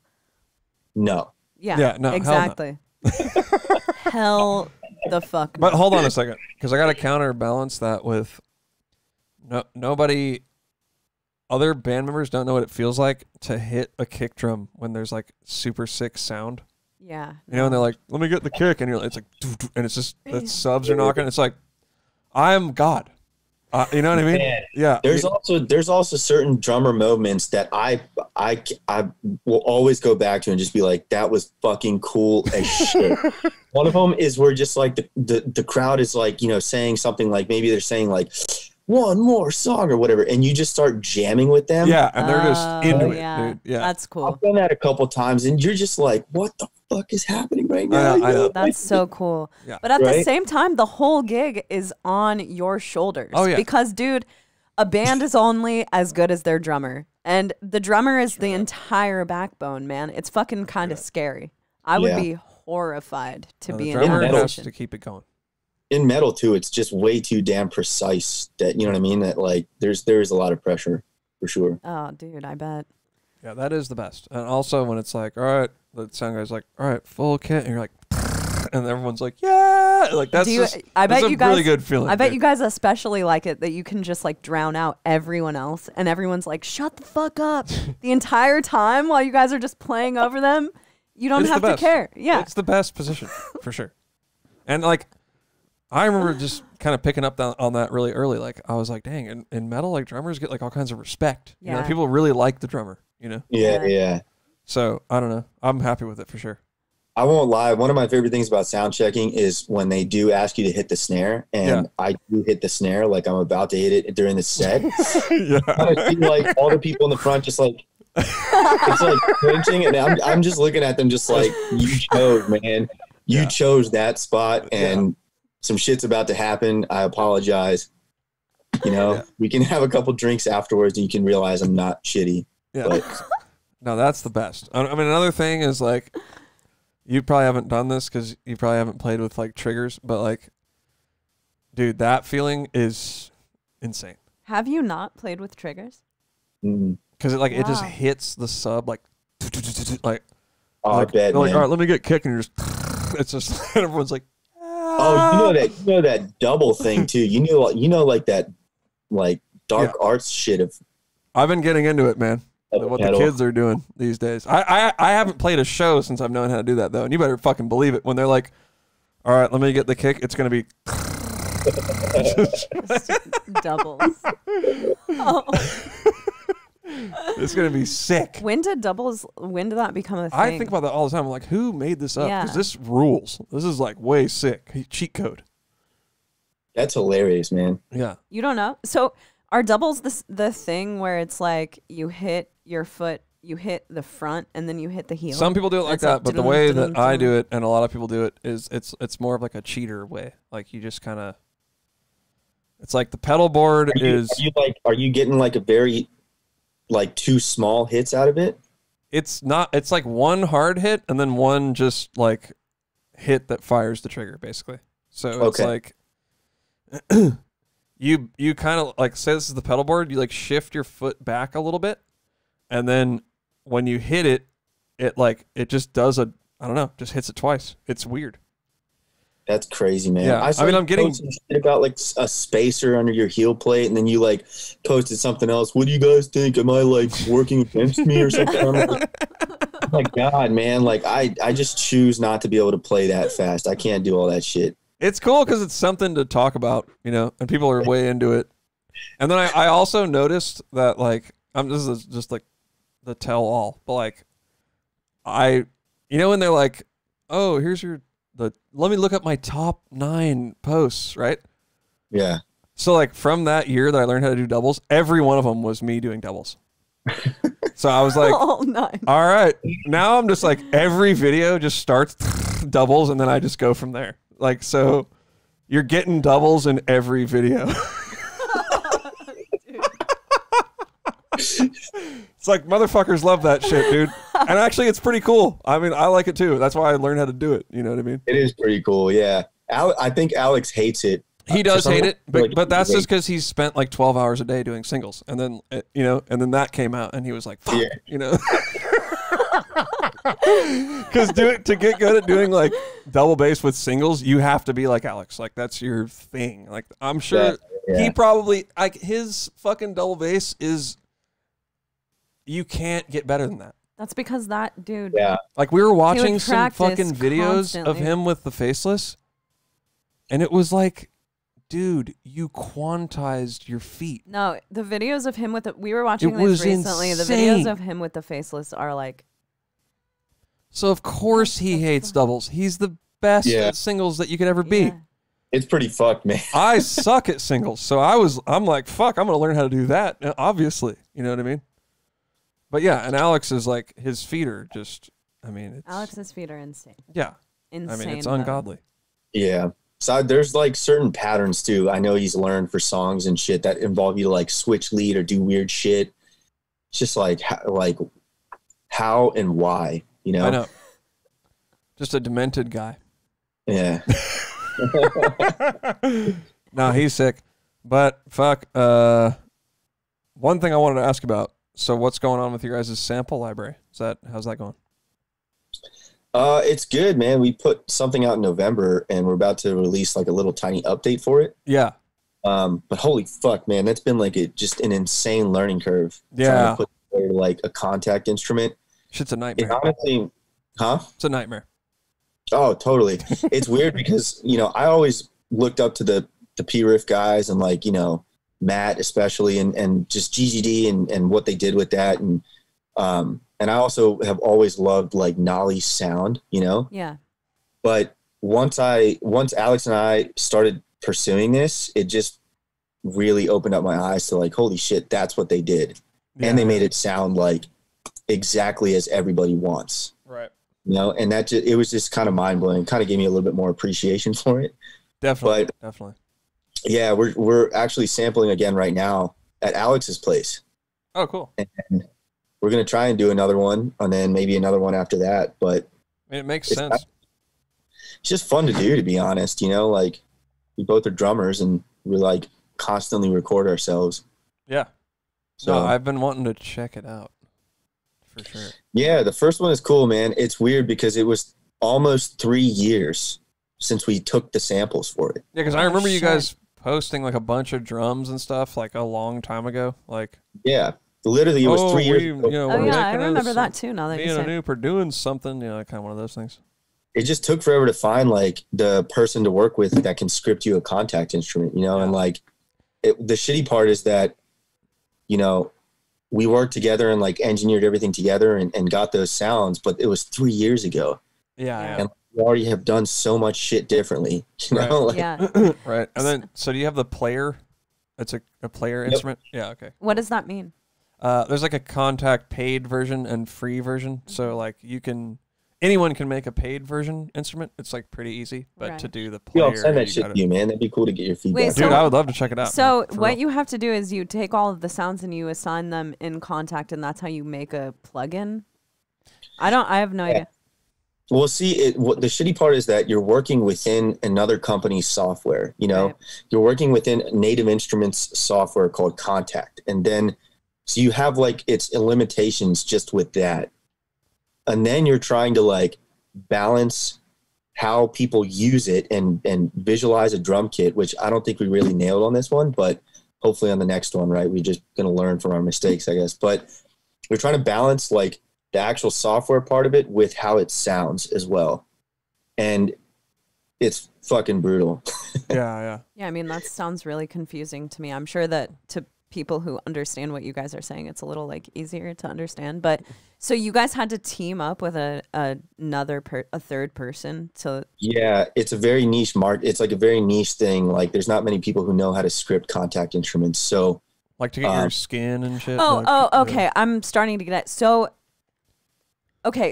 for instance, Naveen made a sample library. However, your sample library can be used with anything. It's not specifically it was for Kontakt for sure, but I didn't do what they like. I didn't have. You can change the way Kontakt looks. Okay. So mine was just like it just looks like Kontakt, like the stock. So essentially, you like make your own plugin and you give it a skin and everything, and and it has like an appearance and you can lay it out however you want. Okay, got you. Got you.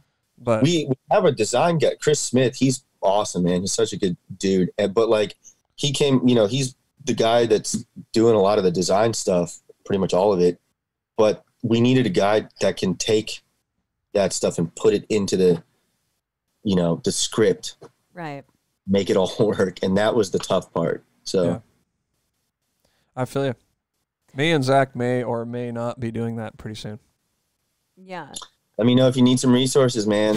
Put in the right direction. For sure. It seems like a crazy process, but it does seem like I feel like those Periphery guys have kind of like made a good layout for like where people should go, and it makes sense for all of you guys to be making those kind of like libraries with your own sounds for people to, because I know they do like get good drums, but what they do are like groove packs, right? It's not necessarily sound packs like other people's drums, but it's groove libraries within it. Right. Yeah, it is a cool idea. They just have such a powerful unit at this point. You know what I mean? Like a very powerful unit, because they have guys like Misha who can just pick up a guitar and stream or make a quick little thing using their products on drums. Yeah. With that fucking bitchin' tone. It's like they took the whole Periphery thing and packaged it and said, here you go. You can do this in your bedroom. Yeah. And that's huge. Yeah. It's crazy. It's mind blowing sometimes when I think about it, but. Dude, totally. I feel like those guys are in a place as well where it's like it seems to be that they have a few marketing minds within their band. I don't know those guys. I've met them a few times, It seems that they have very good marketing minds within their band, and that like helps all of it go further as well. It's really cool. Yeah. But I mean, that's what's cool about it is it's not like once you have one sample pack, you're like, good to go for like the consumer. No, you don't want to be like if you came out, you guys came out with one, it's like, fuck, I want to try that. That's different for sure. Dude, totally. It's different sounds. I mean, there's definitely room for more than one. Is that what TuneTrack does as well, or are they doing like? No, they have their own proprietary, like. Yeah. The TuneTrack, in my opinion, the TuneTrack like software is you can't fuck with it. It's the best one because it's like their own shit. It's 100% their own mixer. They got their own fucking like plugins that you can use within their mixer. Okay, so let me just get this straight. Is also GGD, is that building on what was the first one? Kontakt. Yeah. So GGD is a Kontakt library. Yeah. Whereas TuneTrack is like a full blown plugin for any like what are they called? DAW. DAW. So you can use TuneTrack in any DAW. Well, you can use Kontakt in anyone, but like the difference is with Anup's stuff, GGD, what I made, like they're writing it in a third-party application with Kontakt. Superior is their own thing. Superior is Kontakt. No, they don't use fucking Oh, no, Kontakt. Superior is TuneTrack. Yeah, they just have their own thing going, and you just use that. But that's kind of there is some downsides to that. Whereas, like, you don't get the Steve Slate drum files, for that. Like, a lot of people just want that, and you can't do that with Superior. Well, so what is? That's like a sound replacement thing. Like, okay, so we're talking about tones with. So since their thing is this fucked, but since theirs it's a little more open. Like, you can use it in multiple platforms. Gotcha. Whereas TuneTrack is like you're just using it in TuneTrack. That's it. Okay. Yeah, I think I have the gist of it. That's really interesting, though. Yeah. But it is cool. It makes sense to me because at first I was like, why are there all these different drum libraries? I don't know anything about it, but it does make sense. Like, why wouldn't every single drummer come out with their own drum library so that someone can experiment with all of their tones? I bet your guys is super sick. It's probably tight. It's okay, man. I wish it was. I think both Alex and I, we know we can do better, but like, it's cool for the first one, Definitely.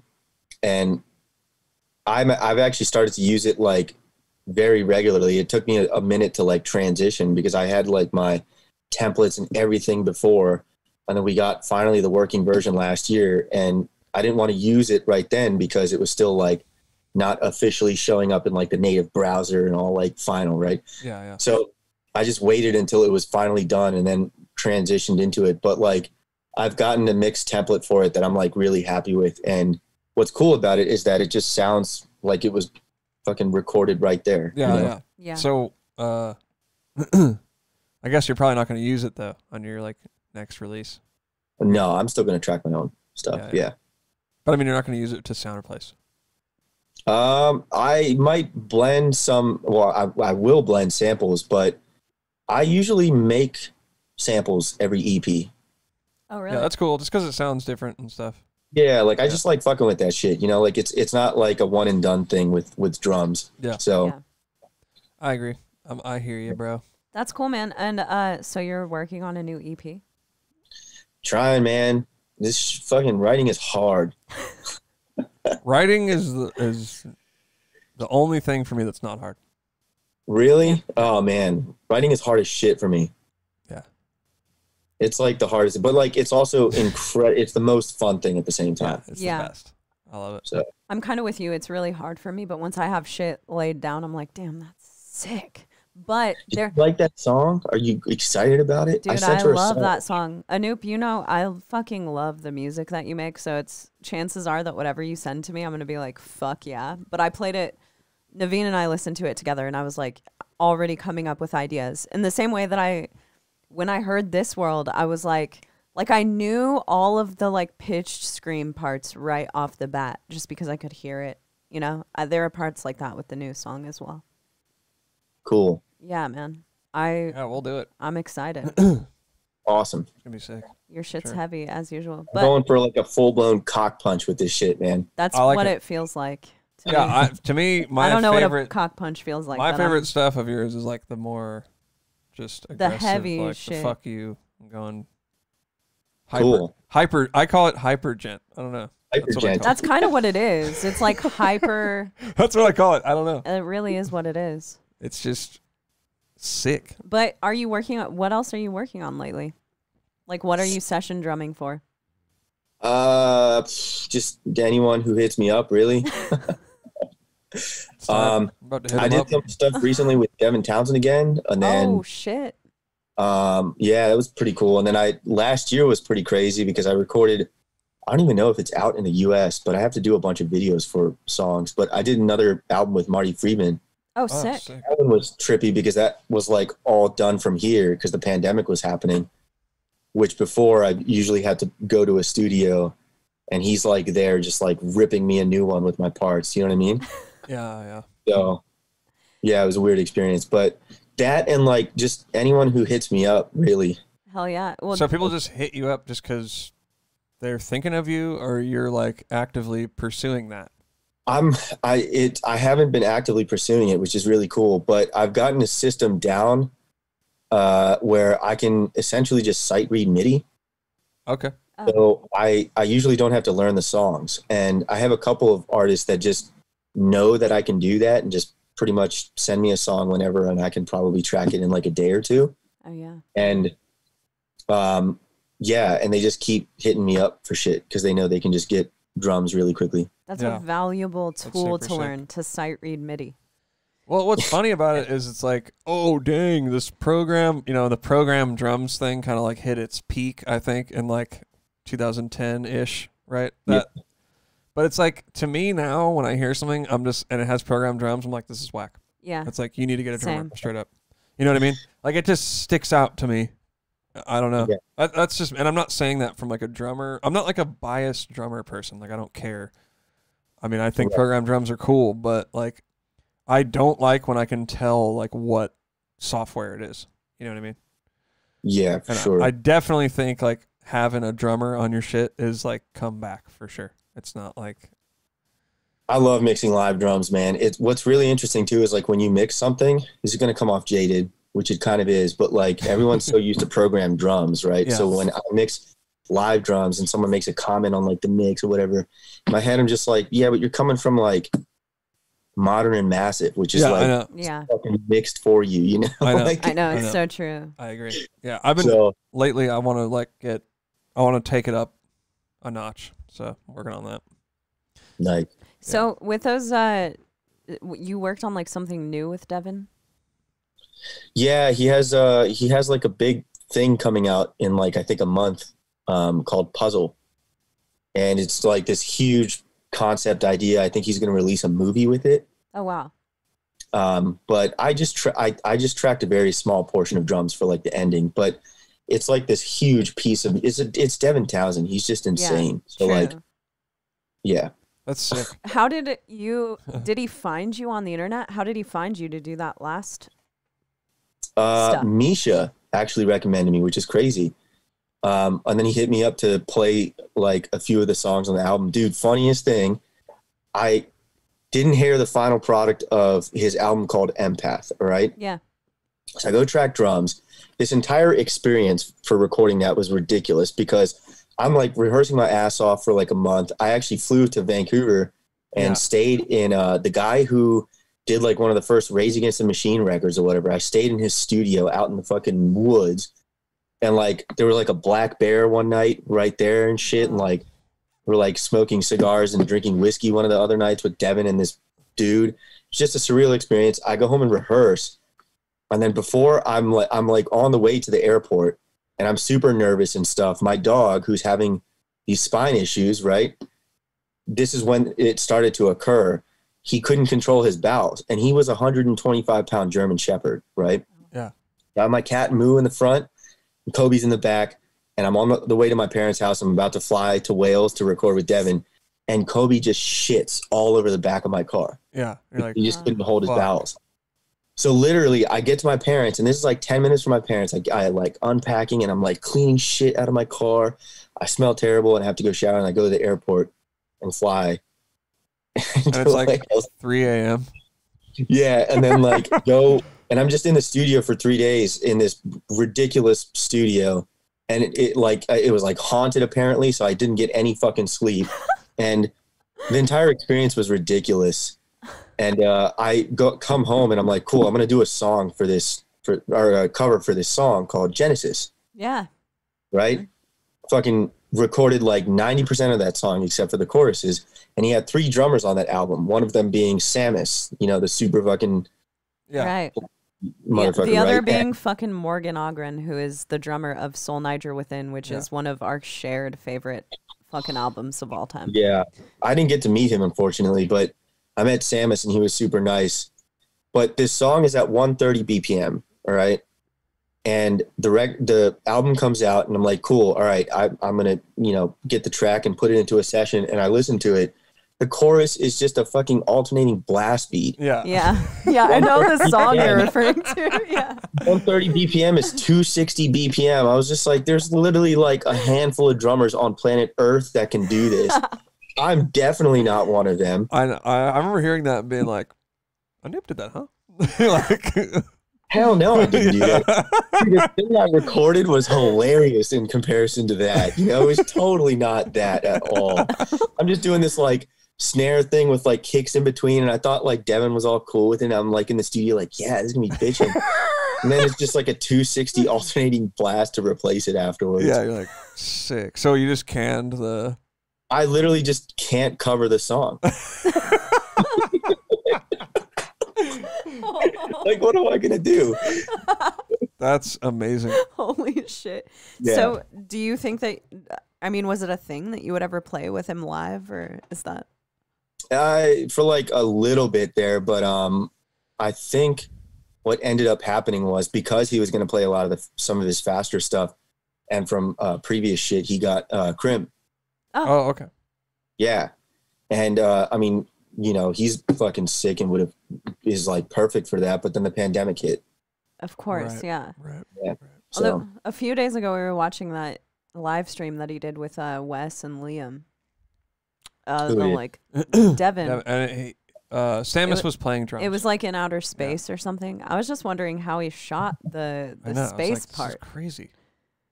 He's crazy, man. He's like, and the way his mind works with music, I really wish I had just even an ounce of it. Yeah. Because it's like the farthest thing from like a formula, Yeah. Mm. So he gets it done. It's nuts, man. It's crazy organic, and it blows my mind how you can just be organic that constant, Yeah. Yeah. I'm sure that would be interesting. I fucking love Devin Townsend. Were you a fan before you Oh yeah. tracked? Yeah, Yeah. I mean, even back to like Strapping Young Lad and shit like that, Yeah, totally.